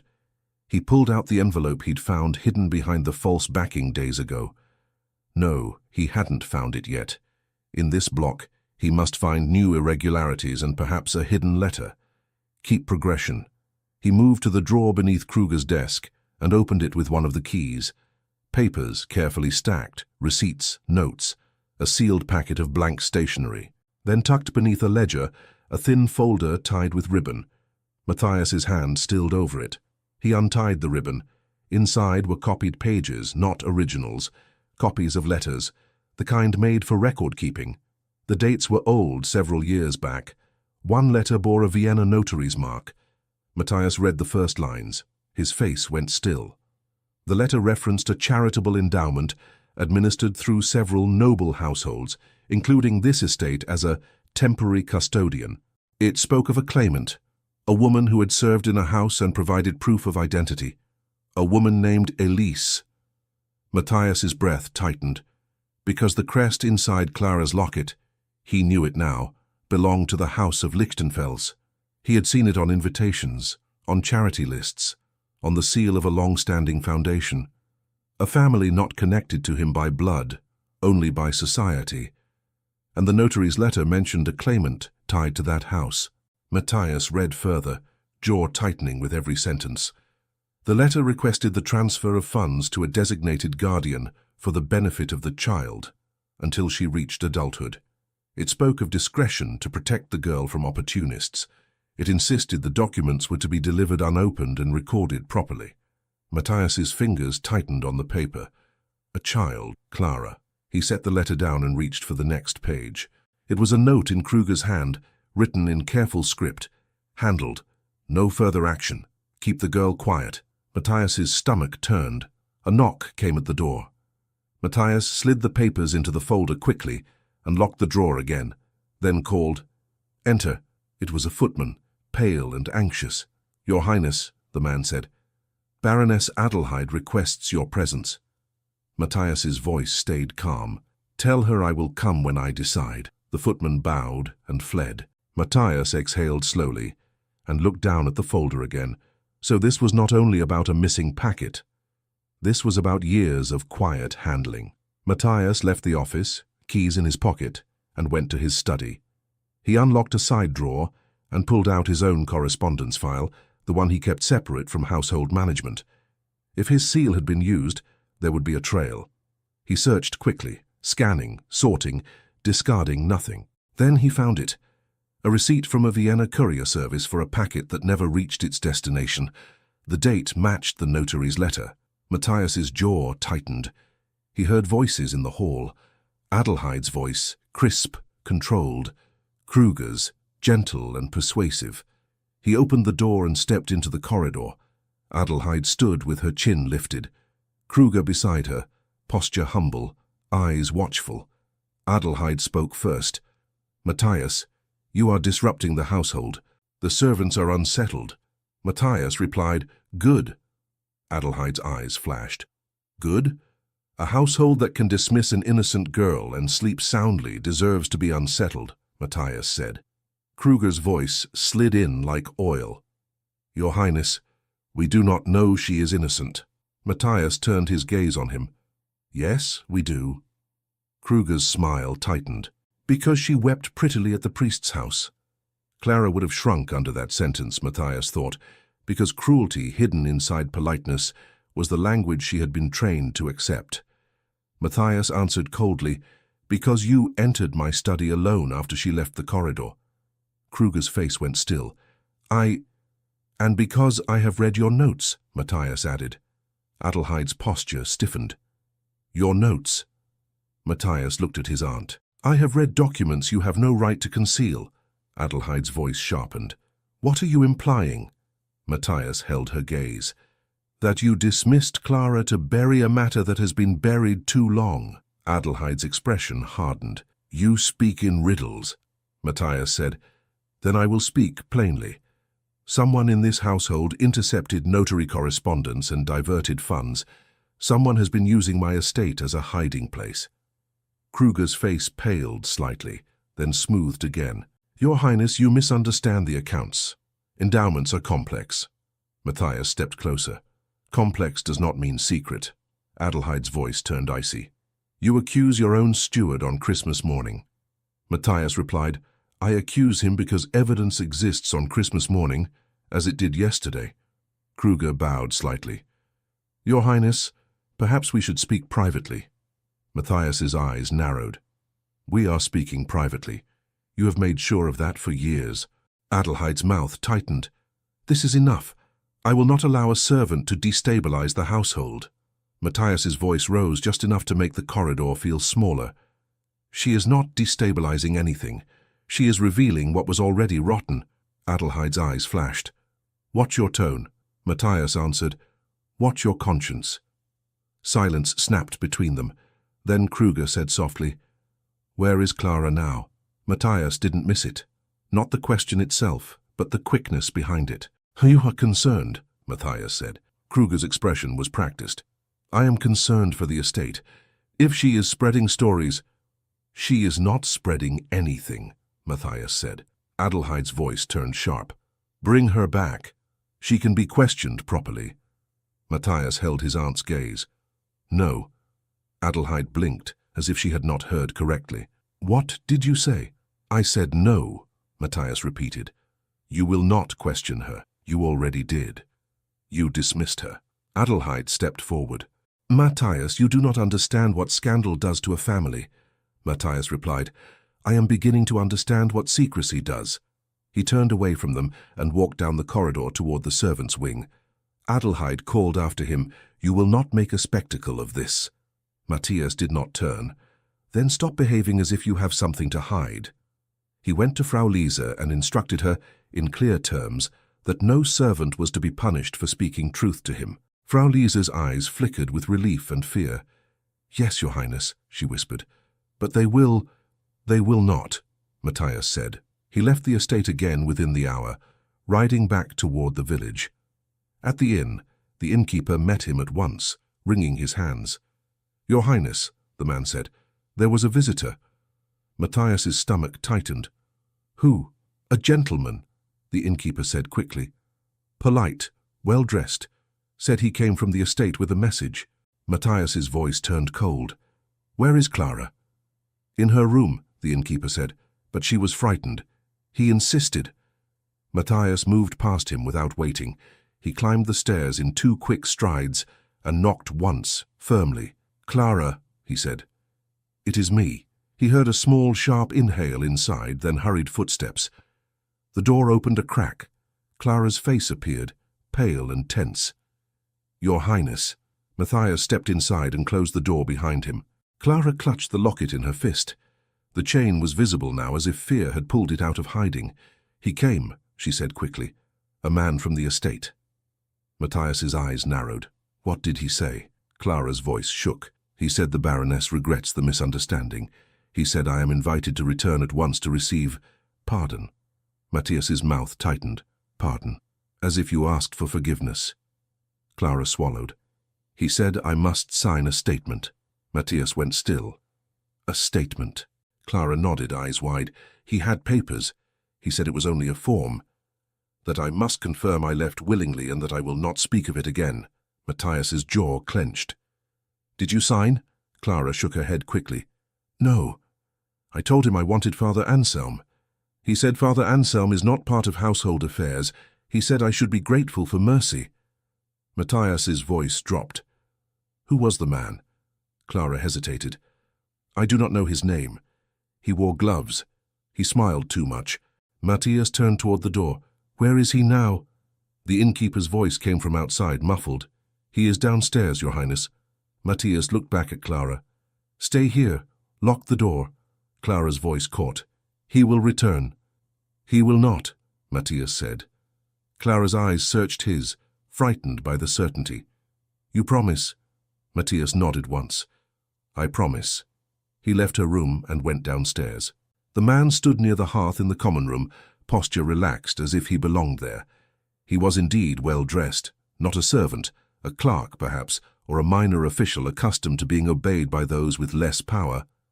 When he saw Matthias, his smile faltered for a fraction. He bowed. Your Highness. Matthias stopped a few feet away. Who sent you? The man's smile returned, cautious. Baroness Adelheid, Your Highness. She wishes to correct an unfortunate— Give me the papers, Matthias said. The man blinked. Your Highness, these are simply forms to ensure no misunderstanding continues. Give them to me, Matthias repeated, calm as ice. The man hesitated. Then, slowly, he produced the papers from his leather folio and offered them. Matthias took them and scanned the lines. It was written in polite legal language, but the meaning was plain. Clara would attest she had been dismissed for cause, that she accepted the dismissal, that she would not pursue any claim, that she would not speak of household documents, and that she waived any future complaint. Matthias's jaw tightened. He looked up. This is coercion. The man's smile thinned. No one is forcing her, Your Highness. It is merely prudent. Matthias folded the papers once, carefully. Who drafted this? A legal clerk in Vienna, the man said quickly. It is standard. It is not standard to send a stranger to corner a frightened girl, Matthias replied. The man's eyes darted toward the innkeeper, then back. Your Highness, the Baroness only wishes to protect the estate. Matthias stepped closer. The estate does not need protection from Clara. The man swallowed. Perhaps the estate needs protection from gossip. Matthias's voice turned sharper. The only gossip here is the lie you brought with you. The man's face reddened. Your Highness, I must insist. Matthias held up a hand, and the man stopped as if struck by a wall. Matthias said, You will return to the estate and tell Baroness Adelheid that Clara will sign nothing. She will not be pressured, persuaded, or cornered again. If she receives one more paper, I will place the matter directly into Vienna's official channels. The man blinked, clearly calculating what that would mean. Matthias added, And tell Herr Kruger that I have begun reading his private records. The man's smile vanished entirely. Your Highness, Matthias's tone remained calm. Go. The man bowed stiffly and left, his boots clicking on the floorboards as if trying to regain dignity by sound. The innkeeper exhaled. Your Highness, I did not know what to do. Matthias glanced at him. You did well to send for me. He went back upstairs. Clara opened the door immediately, as if she had not breathed since he left. Matthias held up the papers. These are gone. Clara's shoulders sagged with visible relief, and then she remembered herself and stiffened again, as if relief were too intimate. He will not return, she asked. No, Matthias said, and if anyone else comes, the innkeeper will send for me at once. Clara's voice was small. Why are they trying so hard? Matthias looked at her, and this time he did not shield the truth entirely. Because you are connected to something they do not want uncovered, he said.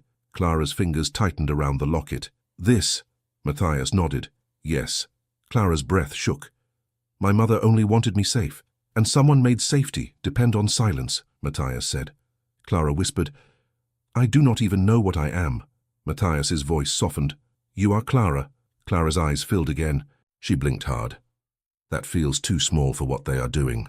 Matthias stepped closer, careful, stopping at a respectful distance. It is not small. Not to you. Clara's voice trembled. I am frightened. Matthias nodded. I know. Clara looked at him, and for the first time her shyness shifted into something else, a quiet demand. Then do not leave me to their stories again, she said. Matthias's throat tightened. I won't. Clara's eyes stayed on his. Say it plainly. Matthias answered, I will not let them ruin you. The words landed between them heavy and strange, because no one had ever spoken of Clara as someone who could be ruined.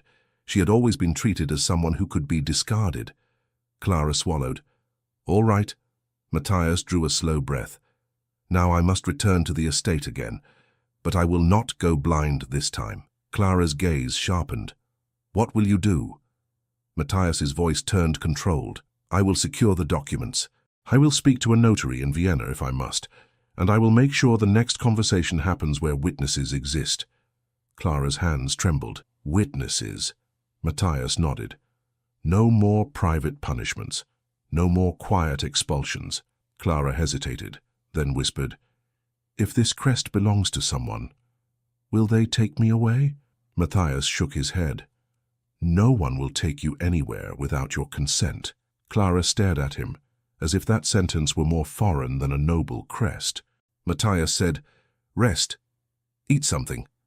Father Anselm will come later. Clara nodded, though her face showed she doubted she could truly rest. Matthias left again, carrying the weight of her fear with him. At the estate, he went straight to his study and locked the door. He placed the coerced statement on the desk like a trophy of their desperation. Then he pulled the folder from Kruger's drawer again and reread the notary letter, slower this time. He traced the lines that referenced the claimant's proof, the crest and the child. A second letter lay beneath it, older, with the notary's mark again. Matthias unfolded it.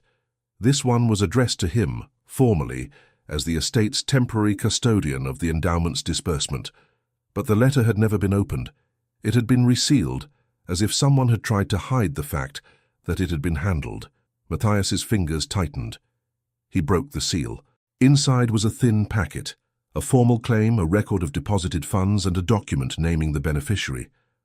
Matthias's eyes moved across the page until they reached the name line. His breath stopped because the name was not simply Clara, and it was not simply a servant's mark on paper.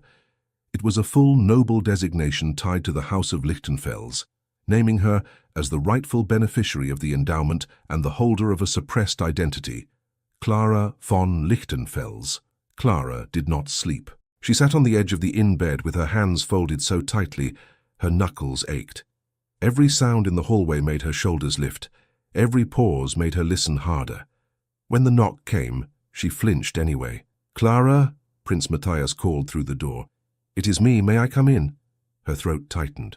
She stood, smoothed her skirt out of habit, then realized she did not have to perform for anyone in this room. Still, the old reflex ruled her hands. Yes, Your Highness, she said, and opened the door. Matthias stepped inside. He did not smile. He looked as though he had been carrying a weight that refused to set itself down. Behind him, Father Anselm stood in the hallway, his face calm and watchful. Matthias glanced at the priest. Will you join us, Father? I would prefer Clara not be alone when she hears this. Clara's stomach dropped. Here's what? She whispered. Father Anselm stepped inside, closing the door gently. I am here. Matthias looked at Clara. His voice was controlled, but there was something careful in it, as if he were handling glass. I found the packet, he said. Clara's breath caught. The one they accused me of taking. Yes, he replied, and I found other documents tied to it. Clara's fingers curled into her palm. So they will stop calling me a thief. They will, Matthias said. But that is not the only matter. Clara stared at him. Her mouth felt dry. What else is there? Matthias took a folded paper from inside his coat. He did not hold it out at once. He seemed to be deciding how much to say and how. Clara's voice trembled. Your Highness, please, do not make it worse. I am trying to make it true, he said quietly. Father Anselm's gaze stayed on Clara. Breathe, child. Clara tried. Her chest rose too fast. Matthias said, The crest in your locket belongs to the House of Lichtenfels. Clara swallowed. Yes. You told me it belonged to your mother, Matthias continued. It did, Clara replied quickly. I never claimed anything else. Matthias nodded. I believe you. Clara's eyes burned. Then why do you look like that? Matthias hesitated, then spoke plainly. Because the documents name you. Clara froze. Name me. Matthias unfolded the paper and held it so she could see without taking it. He kept his fingers at the edges, as if even touching the words too much might feel like taking ownership. Clara's gaze dropped to the page. Her name sat there longer than she had ever written it. Clara von Lichtenfels. Her vision blurred. She blinked hard. The letters did not change. No, she whispered. Father Anselm's voice was steady. Clara backed a step as if distance could protect her from ink. No, that is not, I am not. Matthias's voice softened. You are not related to me, Clara. Not by blood, not by any line. The House of Lichtenfels is separate from my own. But the paper says you are the beneficiary of an endowment tied to that family. Clara stared at him, as if he were speaking another language. Beneficiary. Matthias nodded. A charitable fund. Money set aside for your education and protection. It should have reached you years ago. Clara's throat worked. Years ago. Yes, Matthias said. And it did not. Clara's hands began to shake, not from cold. So, they kept it. Matthias's jaw tightened. Someone did. Clara turned her head toward Father Anselm, her eyes wide. My mother, she said never show the locket. She said people would take things from me. Father Anselm stepped closer. Your mother tried to shield you. Clara's voice rose, then broke. By making me small, by making me silent. Matthias did not interrupt. He let the truth come out, because it had been trapped too long. Clara pressed her fingertips to her mouth, trying to stop herself from shaking. If this is true, then my whole life has been a lie built around fear, Matthias said. Clara snapped her eyes to him. And you found this in your house? Matthias nodded. In the steward's records. Clara's face hardened, and that hardness looked strange on her, as if it had been waiting in the shadows for permission to exist. So it was not about a packet, she said, voice low. It was about me. Matthias answered quietly, yes. Clara's chest tightened. Then they will come again. Not with papers this time, with stories, with smiles, with traps. Matthias's voice turned firm. Not if we place this in proper hands today, Father Anselm asked. What do you intend? Matthias held Clara's gaze. Vienna, a notary, a witness, official confirmation, quietly but formally. Once it is recorded, it cannot be erased by household cruelty. Clara's lips parted. Vienna. Matthias nodded. You will not go alone. Father Anselm may come if you wish, and I will be present, but I will not speak over you. Clara shook her head slowly, panic rising. I am not made for official rooms. Father Anselm's voice was gentle. You are made to tell the truth. Clara whispered. Truth has never helped me. Matthias answered. Not because truth is weak, because it was kept from anyone with power. Clara's eyes stung again. She looked down at the paper in his hands. If I accept this, am I stealing something that was never mine to begin with? Matthias's expression tightened. Clara, it was set aside for you. Someone stole it from you. Clara's breath shook. And if the House of Lichtenfels rejects me, Matthias said, this endowment is not about belonging at their table. It is about what was legally promised, and it will be confirmed by the notary who holds the records. Clara turned her face away, fighting tears that felt too big for her body. I do not know how to be anyone other than a maid. Father Anselm placed a hand lightly on her shoulder. You do not have to become someone else overnight. Matthias added, you only have to be Clara, in a room where Clara is finally believed. Clara's throat tightened. She nodded once, small and shaky. All right. Matthias exhaled as if he had been holding his breath since Christmas Eve. Then we go. The carriage ride to Vienna felt unreal to Clara, even with Father Anselm beside her. She kept her gloved hands in her lap and tried not to look out the window too much, as if the world might accuse her of traveling above her station. Matthias sat opposite. He did not speak constantly. He watched her face, as if he were learning a language he should have learned years ago. At last Clara whispered, if this is recorded, what happens to them? Matthias answered, to Kruger, Consequences. To my aunt. Loss of authority over the household. Clara's eyes widened. You will punish your aunt. Matthias's mouth tightened. I will stop her from doing this again. Clara swallowed. And you will not blame me when society is offended. His gaze held hers. Let society be offended by accountability. Clara's voice turned smaller. You speak as if it is easy. Matthias shook his head. It is not easy. It is necessary. When they arrived, the notary's office was quieter than Clara expected. No grand hall, no spectacle, just polished order and serious faces. The notary, Herr Weiss, rose when Matthias entered and bowed.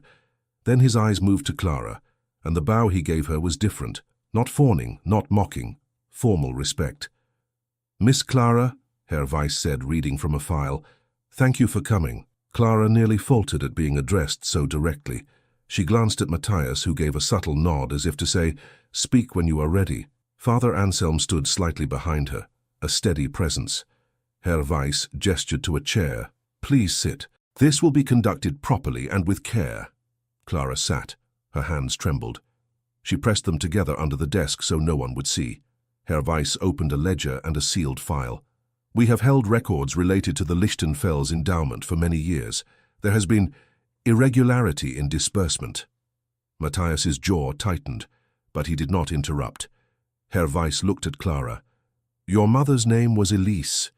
Elise of Lichtenfels' bloodline, though not publicly acknowledged in her time. She provided proof of identity to this office. Her instructions were clear. Protection for her child. Clara's breath caught. She heard her mother's name spoken aloud, and it felt like someone opening a locked room in her chest. Herr Weiss continued. The crest you carry is part of that proof. Clara's voice came out faint. I never wanted it. Herr Weiss nodded.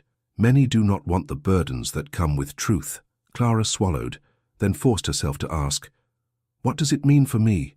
It means, Herr Weiss said, that funds were deposited for your benefit, and they have not been delivered as intended. It also means the name Clara von Lichtenfels appears on the legal record as the rightful beneficiary.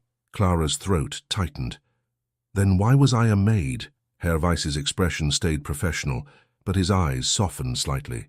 Because people sometimes find it easier to hide a child than to admit wrongdoing. Matthias's voice was quiet. Show her the disbursement trail. Herr Weiss turned a page and slid a document toward Clara.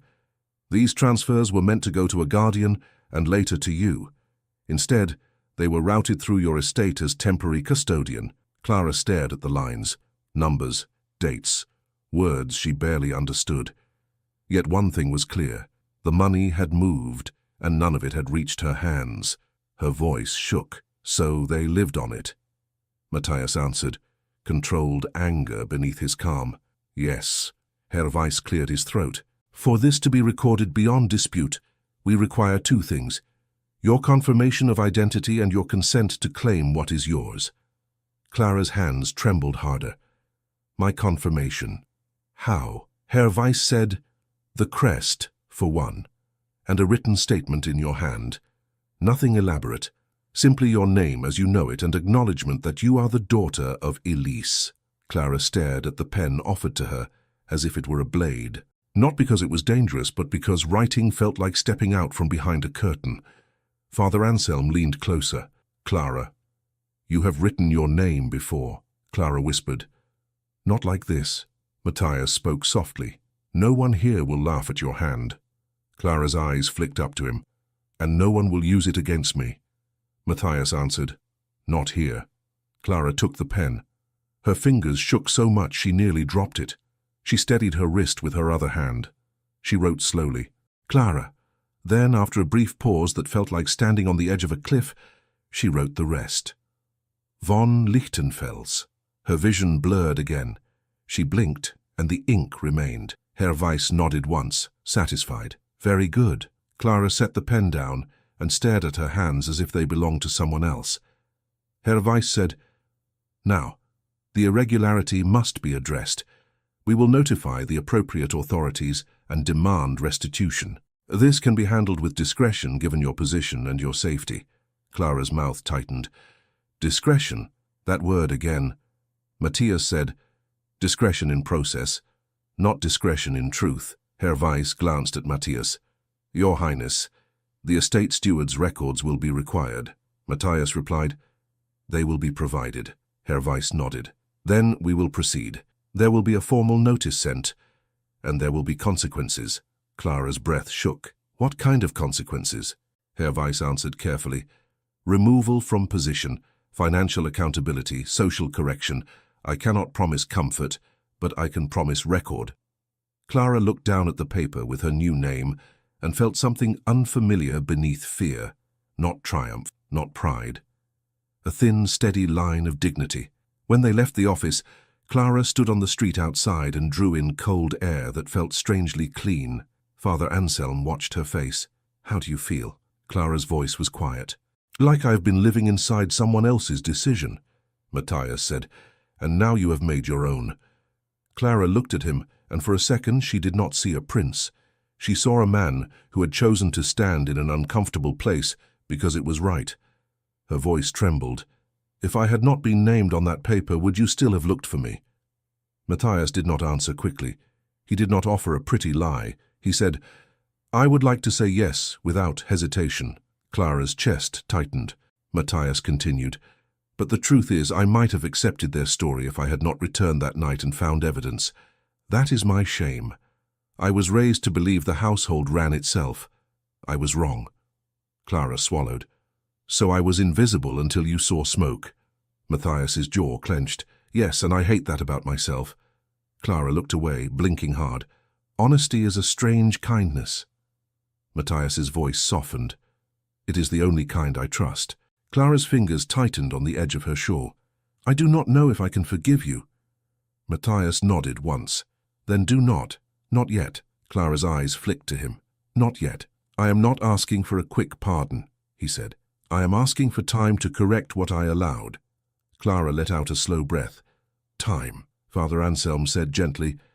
Time is sometimes the first mercy. They returned to the estate later that day, not with celebration, but with purpose. Clara did not enter through the servants' back door. She stepped in through a side entrance used for formal visitors, because Matthias refused to let her be hidden again. The staff's eyes followed her, startled and uncertain. Clara kept her chin level. Her legs felt weak, but she did not let them see it. Adelheid met them in the main corridor, her expression stiff with offense. What is this? She demanded, her gaze cutting toward Clara, as if Clara were dirt brought in on a boot. Matthias's voice was calm. This is the consequence of your haste. Adelheid's eyes flashed. You bring her back into my house after your accusation, Matthias corrected. Adelheid's jaw tightened. Matthias, you have embarrassed us. Matthias replied, You embarrassed yourself. The notary in Vienna has confirmed her identity and the existence of the endowment. They have also confirmed irregularities connected to our estate stewardship. Adelheid's face went still. Irregularities. Kruger appeared from the adjoining hallway as if summoned by the sound of danger. His posture was composed, but his eyes were too alert. Your Highness, he said smoothly, surely there has been a misunderstanding. The Baroness has managed the household with theft-wearing gloves, Matthias said, voice low. Clara flinched at the word, but she kept her posture steady. Kruger's smile faltered. Your Highness? Matthias turned slightly toward Clara, speaking so she could hear. You do not have to speak unless you wish to. Clara's fingers tightened around her own hands. Then she surprised herself. I wish to, she said softly. Adelheid's head snapped toward her. How dare you? Clara's voice shook, but it did not break. You dismissed me and called it discipline. You said I was dishonest. You sent me into the snow with nothing and called it a lesson. Kruger's eyes narrowed slightly. Clara looked at him, and her shyness turned into a quiet, steady courage. You asked me what I saw near the study. You stood too close and smiled as if kindness could make me forget my fear. Kruger's voice remained smooth. Miss Clara, you are overwrought. Clara's cheeks heated, but she held her ground. No, I am finally heard. Matthias stepped forward, placing himself between her and their gaze without touching her. Enough. He turned to Kruger. You are removed from your position as steward, effective immediately. You will surrender keys, records, and correspondence. You will cooperate with the notary's inquiry. Kruger's face tightened. Your Highness, you cannot do this without— I can, Matthias said, calm and final. Adelheide's voice rose. Matthias, you will not destroy a man's livelihood on a servant girl's word. Matthias's gaze turned cold. Not on her word, on documents, on notes in his own hand, on diverted funds, on a coerced statement sent to silence her. Adelheide's composure cracked. Coerced statement. Matthias lifted the papers he had taken at the inn. This, signed by no one, because Clara refused. Clara's breath caught. She had not known he would bring that into the open here, in front of Adelheide's perfect hallway. Adelheide's face went pale with fury. You will regret this. Matthias replied, Perhaps, but I will regret more if I do nothing. Kruger's polite mask slipped for a moment, revealing something small and mean underneath. Your Highness, you think you are saving her, but she will bring scandal. Matthias's voice did not rise. She brought no scandal. You brought wrongdoing. Kruger swallowed. His eyes flicked to Adelheid, seeking rescue. Adelheide's lips pressed thin. Matthias, you are letting sentiment guide you.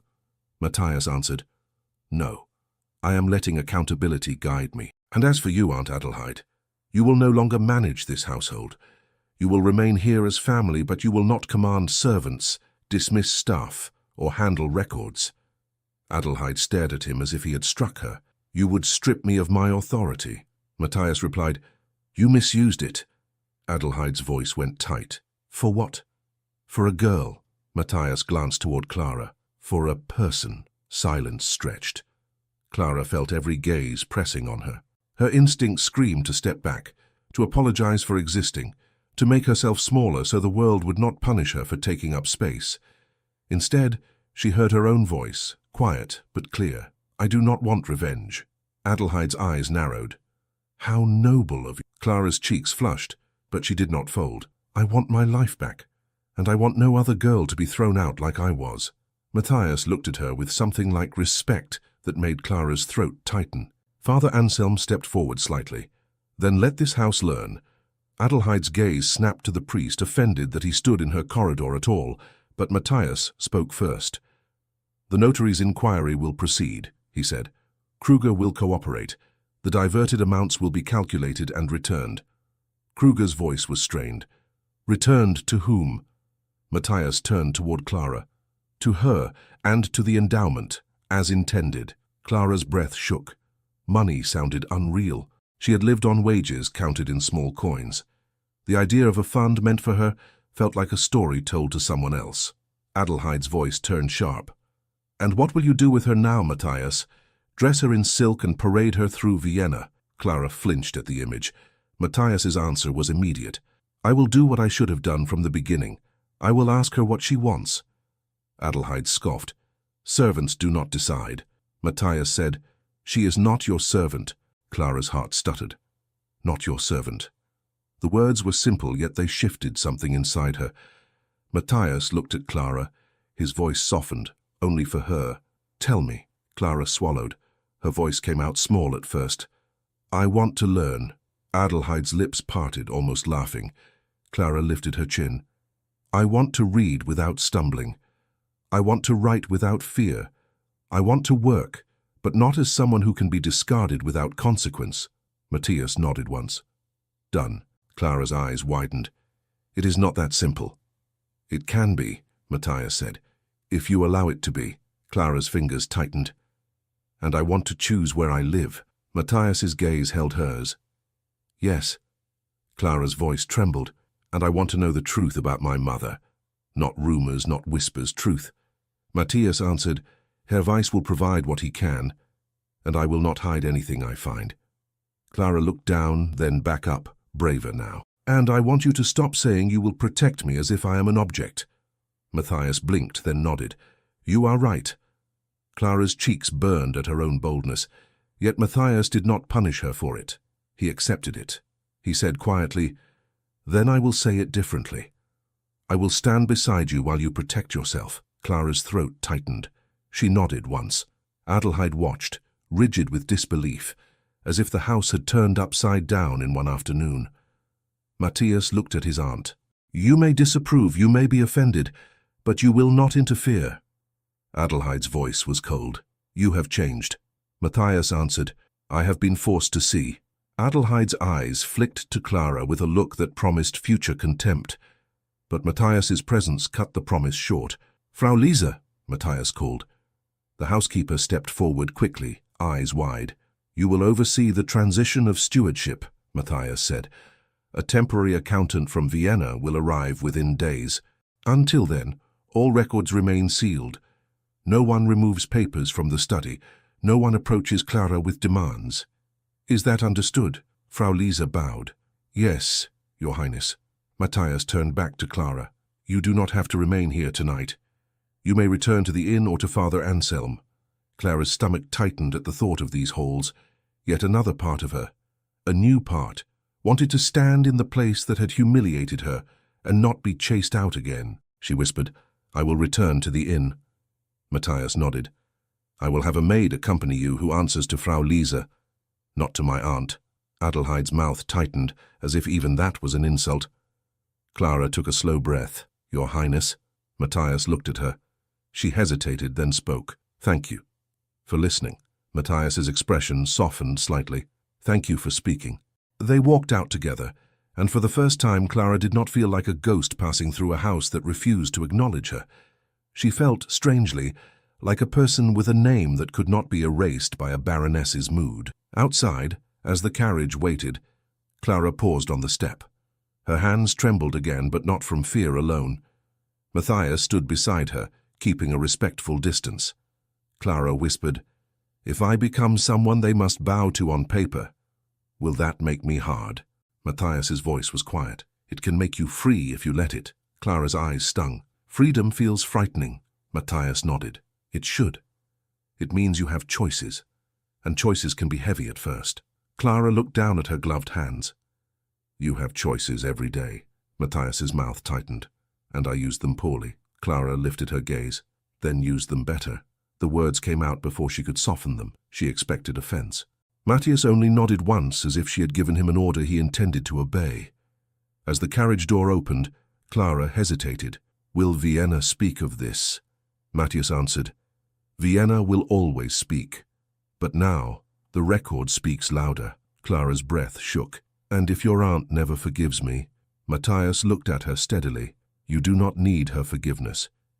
You need your own life. Clara's eyes filled, and this time she let one tear fall without shame. She wiped it away quickly, annoyed at herself. Matthias's voice softened.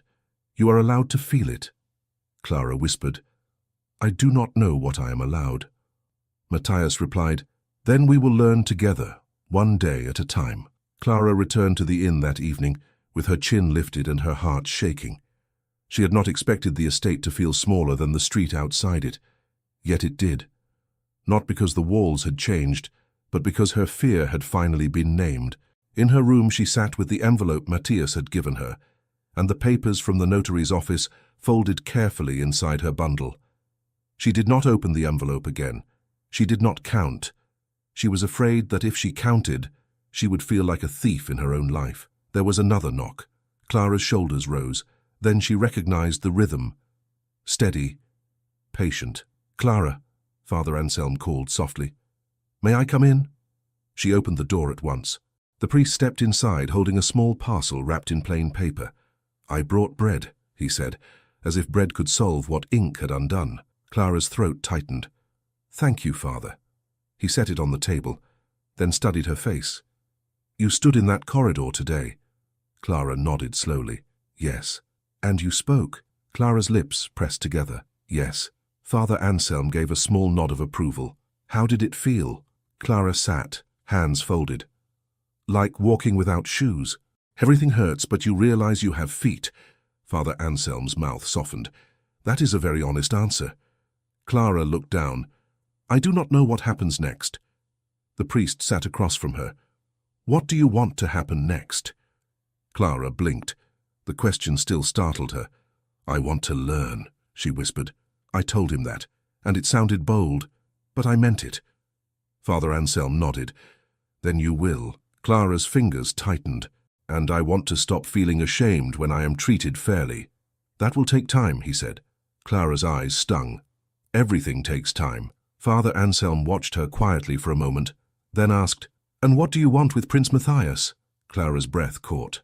"With him," she repeated, as if the word were too personal. "Yes," Father Anselm said gently, "because you are not only facing documents, you are facing a man who has begun to look at you." Clara's cheeks warmed.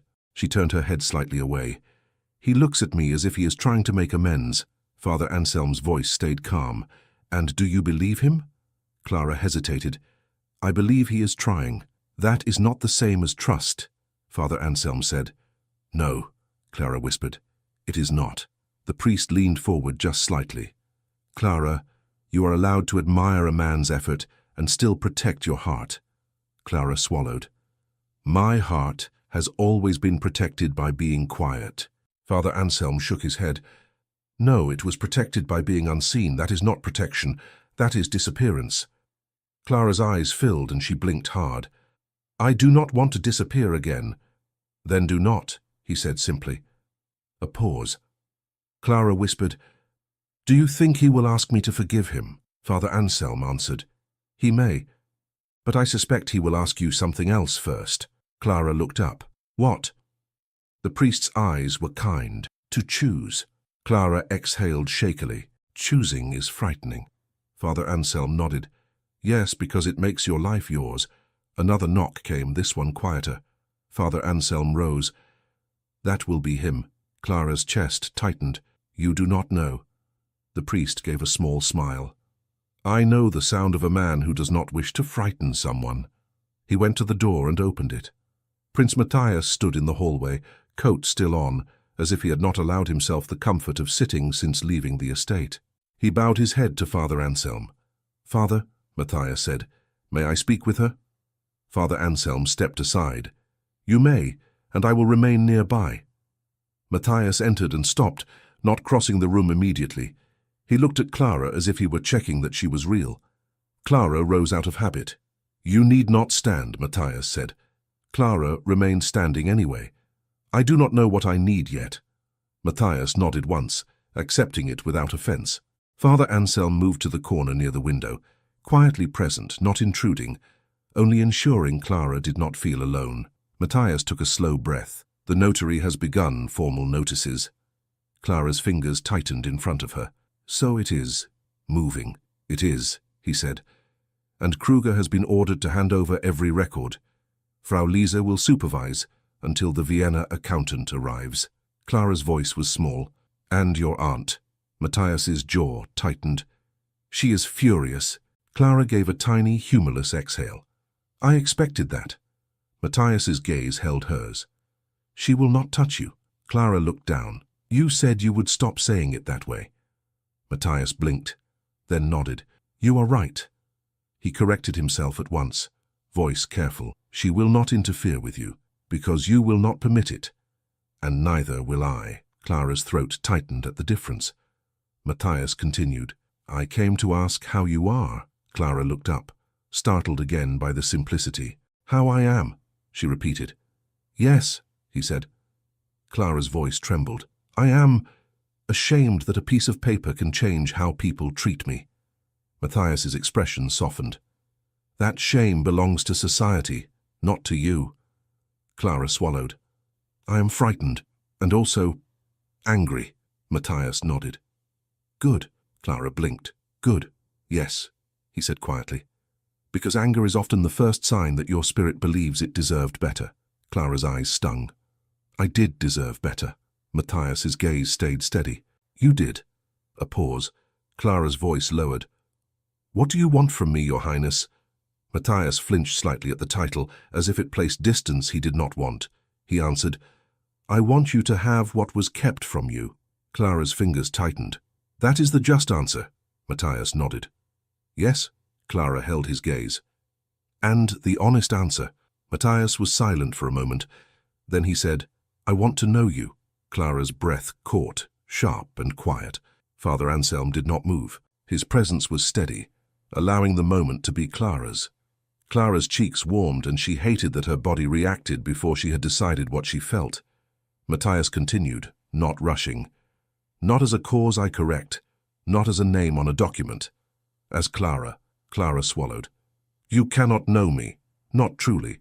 Our worlds do not make my world an excuse, Matthias said, and his voice carried a controlled intensity that made her look up fully. He softened immediately. Forgive me. I did not mean to sound harsh. Clara's fingers twisted. It is not harsh, it is strange to hear you resist excuses. Matthias's mouth tightened. I have lived on them. Clara's voice was careful. Why are you doing this? Matthias looked at her for a long moment, then said, Because I cannot undo what happened, but I can decide who I become after it. Clara's throat tightened. You speak as if I changed you. Matthias answered, You revealed me. A quiet silence fell. Father Anselm cleared his throat softly, not to interrupt, but to remind them both that breath still existed.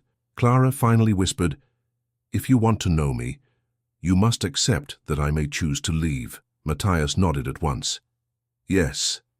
Clara's eyes searched his. Without punishment, yes, he repeated. Without persuasion disguised as kindness, she added, voice trembling. Matthias's gaze held hers. Yes. Clara's breath shook. Then you must accept that I may never forgive you quickly, Matthias said quietly. I have accepted that since the moment you said my knowledge was never required. Clara's cheeks warmed again, and she turned her face slightly away, embarrassed by the intimacy of being remembered so precisely. Matthias took a small step closer, careful. May I sit? Clara nodded once. He sat on the chair near the table, not too near her, not too far, choosing balance as if it mattered. Clara sat again as well, hands still trembling. Matthias spoke softly. Tomorrow is Christmas Day. Clara's mouth tightened. I had forgotten it could still be Christmas. Matthias's eyes lowered briefly. That is on me. Clara shook her head. It is on them. On all of them. Matthias nodded. Yes. Clara looked at the bread parcel Father Anselm brought. I have nothing to give anyone. Father Anselm's voice came gently. Then give yourself rest, Clara. That is enough. Matthias looked at Father Anselm, then back to Clara. Will you attend the chapel service tomorrow? Clara hesitated. People will stare. They may, Matthias said, but Father Anselm will be there, and I will be there. Not as display, as presence. Clara's fingers tightened. Do you always place yourself where the eyes are? Matthias's mouth tightened. No, that is what I am learning. Clara exhaled shakily. All right, I will go. Father Anselm nodded. Good. Matthias stood. Then I will not keep you longer tonight. Clara looked up quickly. You will go back? Yes, he said. There is still work to do. Clara's voice was small. Do not let them twist it again. Matthias met her gaze.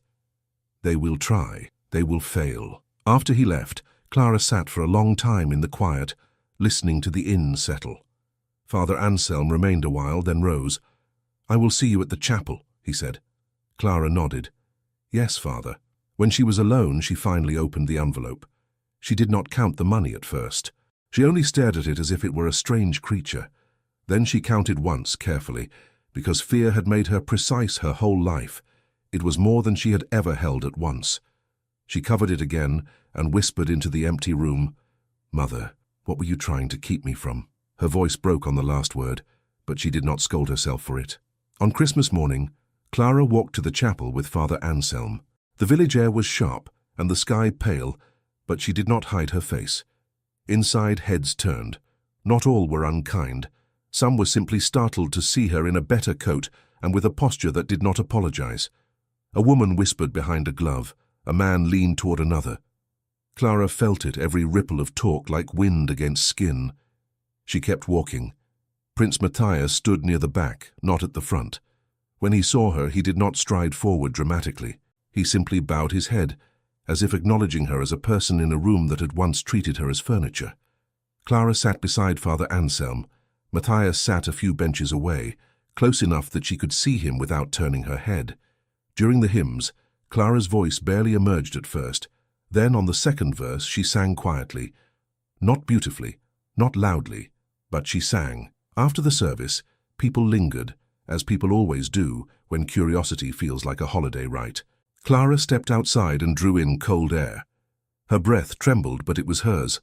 Matthias approached slowly, careful of the crowd. "Clara," he said. She turned toward him.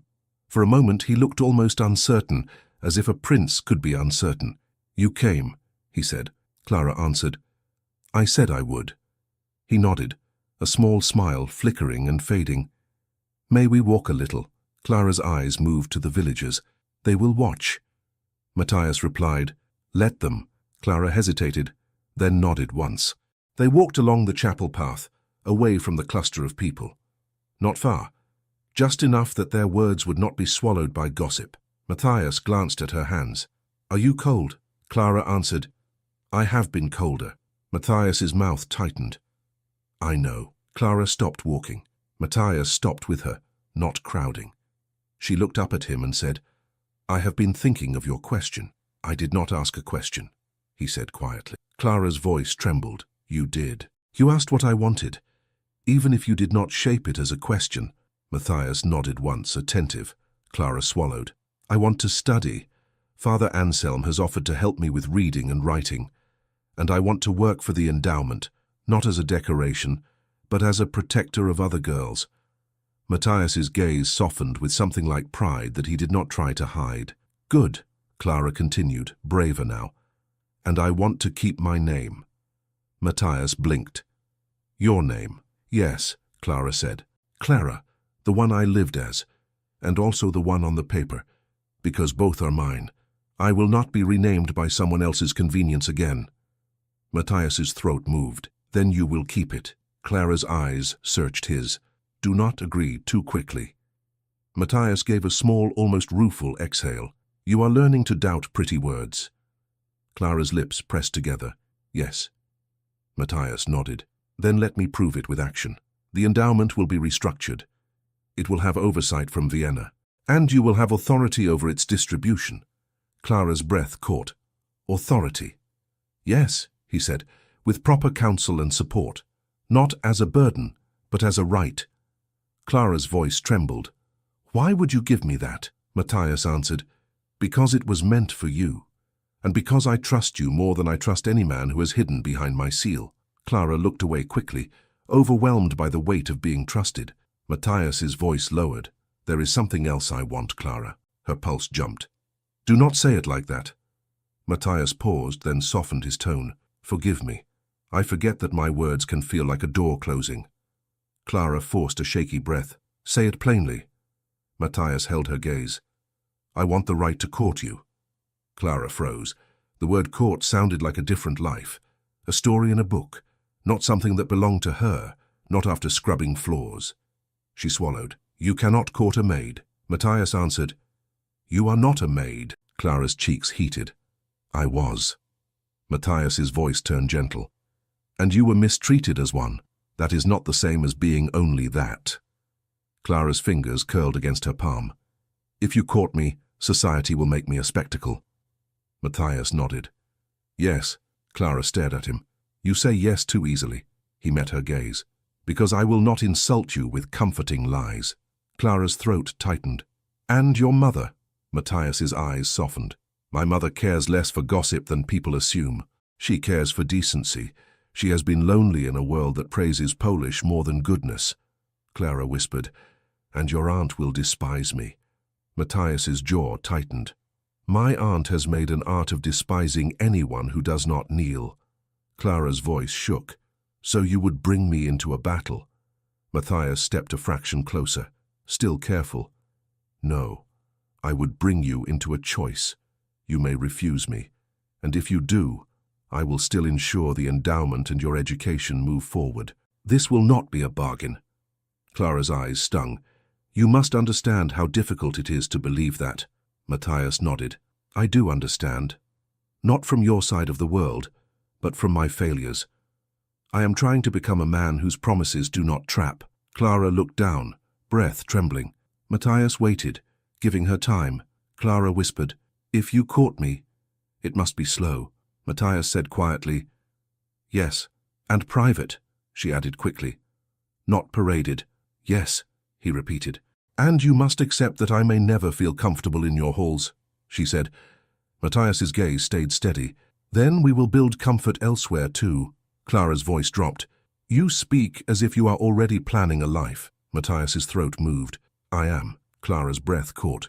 And you want me in it? Matthias did not look away. Yes. Silence fell again, and it was not the fearful silence of the servants' hall.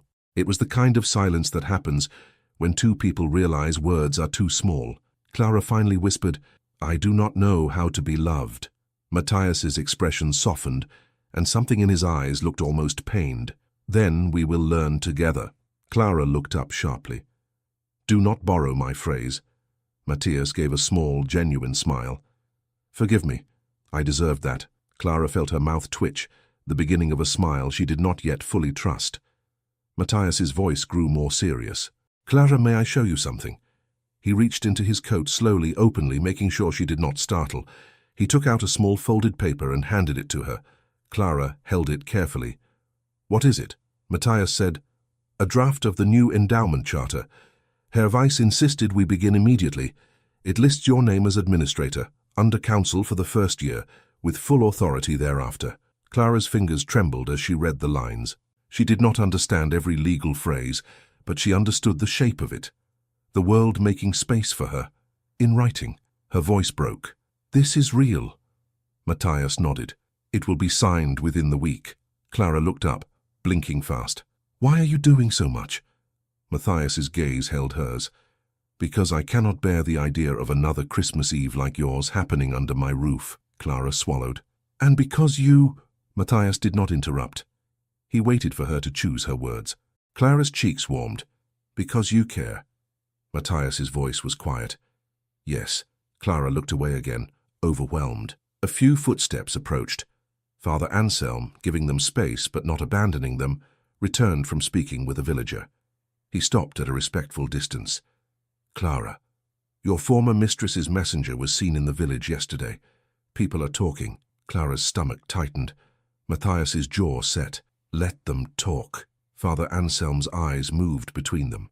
Talk can be cruel even without harsh words. Clara whispered, I know. Matthias looked at Father Anselm. Father, would you marry us? Clara's head snapped up. Us! Matthias turned toward her at once, reading her shock. Forgive me. I spoke too quickly. Clara's breath came fast. You said, marry. Matthias swallowed. I did. Clara's voice trembled. That is not courting. That is a leap. Matthias nodded slowly. You are right. He took a step back, giving her air. Then hear me properly. I want to marry you. Not today, not this hour, not to corner you. I want it as an end, not as a rescue. Clara's hands trembled around the paper. Why would you marry me? Matthias's voice lowered. Because when I looked into the servants' hall that night, I realized my house had been built on people being afraid to speak. And then I met you in the rectory, and you spoke one sentence that struck through every excuse I ever held. Clara whispered. Which sentence? Matthias's eyes stayed on hers. Your knowledge was never required. Clara's throat tightened. I did not mean to wound you. You did, he said gently. And you saved me with it. Clara's eyes filled. That sounds too grand. Matthias shook his head. It is simple. You made me see. Clara's voice broke. Seeing does not make you safe to love. Matthias nodded. No. Only consistency will. Clara pressed the paper to her chest, as if to steady herself. And you will be consistent. Matthias answered quietly. I intend to be. Clara's breath shook. I do not know if intention is enough. Matthias took a slow breath. Then let me offer you proof in a form you can refuse. He looked at Father Anselm. Father, forgive me again for speaking too quickly, but I will not hide what I want. Father Anselm's expression was calm, observant. Then say what you want, and leave room for her answer. Matthias nodded and turned fully to Clara. Clara, he said, and her name sounded different when he spoke it, as if it belonged in daylight. Will you allow me to court you with the purpose of marriage, under terms you set, with the freedom to end it, if you ever feel trapped? Clara stared at him, heart pounding. Matthias continued. And will you allow me, when the time comes, to take your hand publicly and say I chose you, not because of your crest, but because of your courage? Clara's lips parted. No sound came. Her instinct screamed to retreat, to be safe by being small. But another part of her, a quiet part that had survived the snow, lifted its head. She whispered, "You are asking for a great risk." Matthias nodded. "Yes." Clara's eyes stung. "And if I say yes, my whole life changes again." "Yes," he said softly. Clara's breath shook. "And if I say no, you will still sign that charter?" Matthias answered at once. "Yes." Clara held his gaze. "Say it again." Matthias did not hesitate. "If you say no, you will still have your education, your funds, your authority. You will still have every right. This is not the price." Clara's eyes filled, and this time she did not fight the tears. They slid down her cheeks without shame, because for once they did not feel like weakness. They felt like release. She raised her hand slightly, then stopped, uncertain. Matthias did not grab it. He simply waited, offering his stillness as permission rather than demand. Clara whispered, "I do not forgive you yet." Matthias nodded. "I know." Clara swallowed. "But I believe you are trying to become someone who deserves forgiveness." Matthias's throat tightened. "That is all I can hope for." Clara's voice trembled. "Then yes." Matthias went still. Clara repeated it a little stronger. "Yes, you may court me, slowly, and you must let me remain myself." Matthias exhaled as if something in him had been held too long. "Yes," Clara added quickly, almost fiercely. "And I will not be hidden, not as your charity, not as your secret." Matthias nodded. "You will not." Father Anselm watched them with quiet approval, then said gently, "Then let us pray for wisdom, because love without wisdom becomes pride." Clara gave a watery, shaky laugh. "I have never been accused of pride." Father Anselm's mouth softened. "Perhaps it is time you were." Matthias looked at Clara, his gaze warm and steady. "May I take your hand?" Clara hesitated, then held it out. Matthias took it carefully as if it were a vow. His gloved thumb rested lightly over her knuckles. The touch was gentle, but it sent a tremor through her, because it held no demand. Clara whispered, "Your hand is warm." Matthias's voice lowered. "So is yours." Clara swallowed. "No one has ever spoken to me like this." Matthias's eyes softened. "Then I will spend my life speaking to you properly." Weeks passed, and the world did what it always did. It talked. But the record talked louder. Herr Weiss's formal notices moved through proper channels. The Vienna accountant arrived at the estate with calm efficiency. Kruger's ledgers were examined. Funds were traced. Orders were issued for restitution. Kruger was removed from the estate entirely, not in spectacle but in quiet disgrace. Adelheid was forced to relinquish her command over servants, and without that power, her cruelty had nowhere to land. Clara did not celebrate their fall. She simply breathed easier. She began lessons with Father Anselm and a hired tutor, approved by Herr Weiss. She wrote her name until her hand stopped trembling. She read letters without stumbling. She learned to ask questions without apologizing. Matthias came often, not always with gifts but with time. He walked with her. He listened. He asked before entering a room. He spoke to her, as if her opinions mattered, even when no one else was watching. One afternoon, as she worked through a ledger of endowment distributions, Clara looked up suddenly. Matthias was seated across from her at the small inn table, reviewing correspondence. He looked up at once. "What is it?" Clara's cheeks warmed. "You are quiet." He blinked. "Am I?" "Yes," she said, surprised by her own softness. "You used to fill rooms with authority. Now you fill them with attention." Matthias's mouth tightened with something like humility. "Authority is easy. Attention is work." Clara nodded. "Yes." Matthias set his papers down. "Do you regret saying yes?" Clara's chest tightened. She shook her head. "No." Matthias's gaze held hers. "Do you trust me?" Clara hesitated, then spoke the truth. "More than I did. Less than you want." Matthias gave a small, sincere smile. "That is fair." Clara swallowed. "And I think I am beginning to care for you." Matthias did not move suddenly. He did not seize the confession. He simply let it exist. His voice was quiet. "Clara, you do not owe me that." "I know," she whispered. "That is why it frightens me." Matthias's gaze softened. "May I tell you something that frightens me?" Clara nodded once. Matthias said, I have never been loved for who I am, only for what I represent.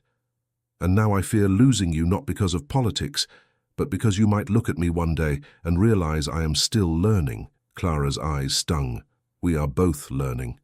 Matthias's voice lowered. "Then let us learn with our hands joined."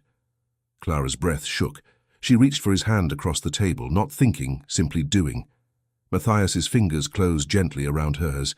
He whispered, "Thank you." Clara's voice was soft. "Do not thank me. Just be here." "I am," he said. On a clear morning near the end of winter, Matthias brought Clara to the chapel again. This time there were fewer whispers. People had adjusted to the fact that reality did not ask permission. Inside, Father Anselm waited near the front, calm as ever. Clara's heart pounded. She was not dressed in extravagant finery. She was dressed neatly, properly, as herself. Her locket rested beneath her collar, no longer hidden in shame, but not displayed as bait. Matthias stood beside her. Clara's voice trembled. "We are truly doing this." Matthias looked at her. "Only if you still choose it." Clara swallowed. "I do." Matthias's eyes softened. "So do I." Father Anselm approached, hands folded, gaze kind. "Are you both here freely?" Clara answered first, surprising herself with the steadiness of her voice. "Yes." Matthias said, "Yes." Father Anselm nodded. "Then speak your vows plainly. Not to impress heaven.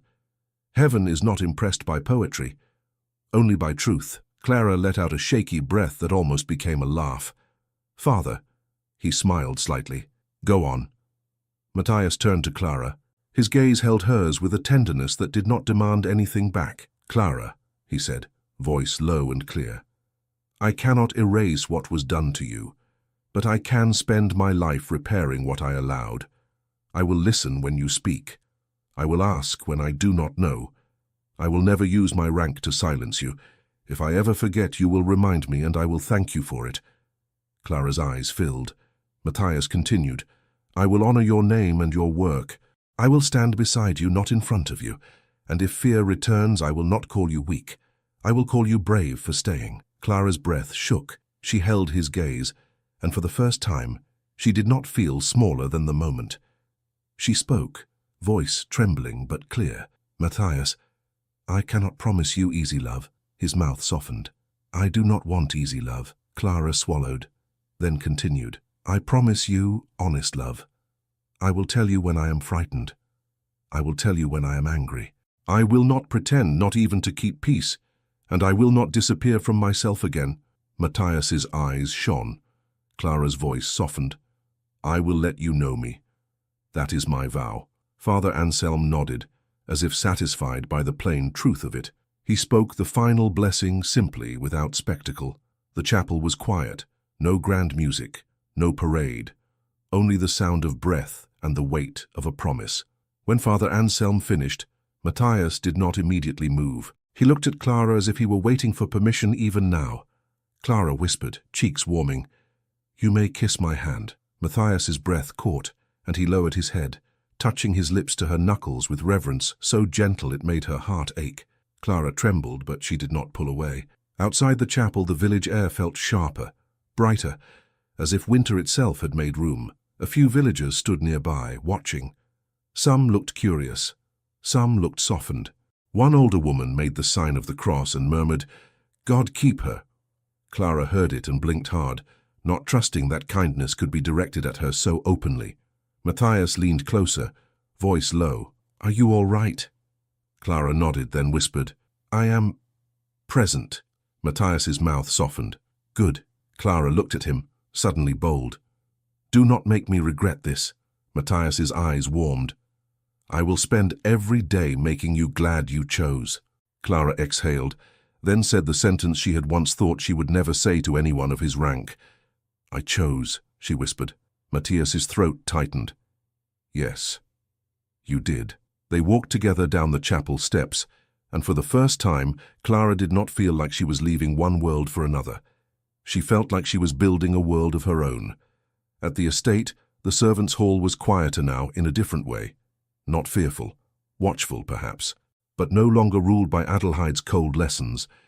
Frau Lisa met Clara at the entrance, her posture still strict, but her eyes different. "My lady," Frau Lisa said, then seemed to catch herself, uncertain. Clara's cheeks warmed. She shook her head gently. "Clara is enough." Frau Lisa nodded once, swallowing something like pride. "Clara, then." Clara looked at the woman who had once warned her not to speak because it would make it worse. She said softly, "It is better now." Frau Lisa's voice was quiet. "Yes, it is." Clara's gaze moved through the corridor where she had once been erased. She did not gloat. She did not punish. She simply walked as if her feet belonged there because her life belonged to her. Matthias stayed beside her, never pulling her forward, never letting her fall behind. Later, when they were alone, Clara sat at the desk in the small office set aside for the endowment records. The new ledgers were clean. The ink was fresh. The authority was real. She dipped the pen and wrote a heading, careful and steady. Matthias watched her from the doorway. Clara looked up. "What?" Matthias's voice was warm. "You look like someone who cannot be pushed into the snow anymore." Clara's throat tightened. "Do not speak of it." Matthias nodded. "Then I will speak of what came after." Clara exhaled. "What came after is still frightening." Matthias stepped closer. "Yes, but it is yours." Clara's eyes softened. "And you are mine." Matthias's breath caught. "Only if you want me to be." Clara stood and walked to him, close enough that she could feel the warmth of him without being swallowed by it. She placed her hand against his chest, not grasping, simply resting. "I want you," she said quietly, and the words were simple, honest and brave. Matthias's eyes shone. He lifted his hand and, with exquisite care, tucked a loose strand of hair back from her cheek.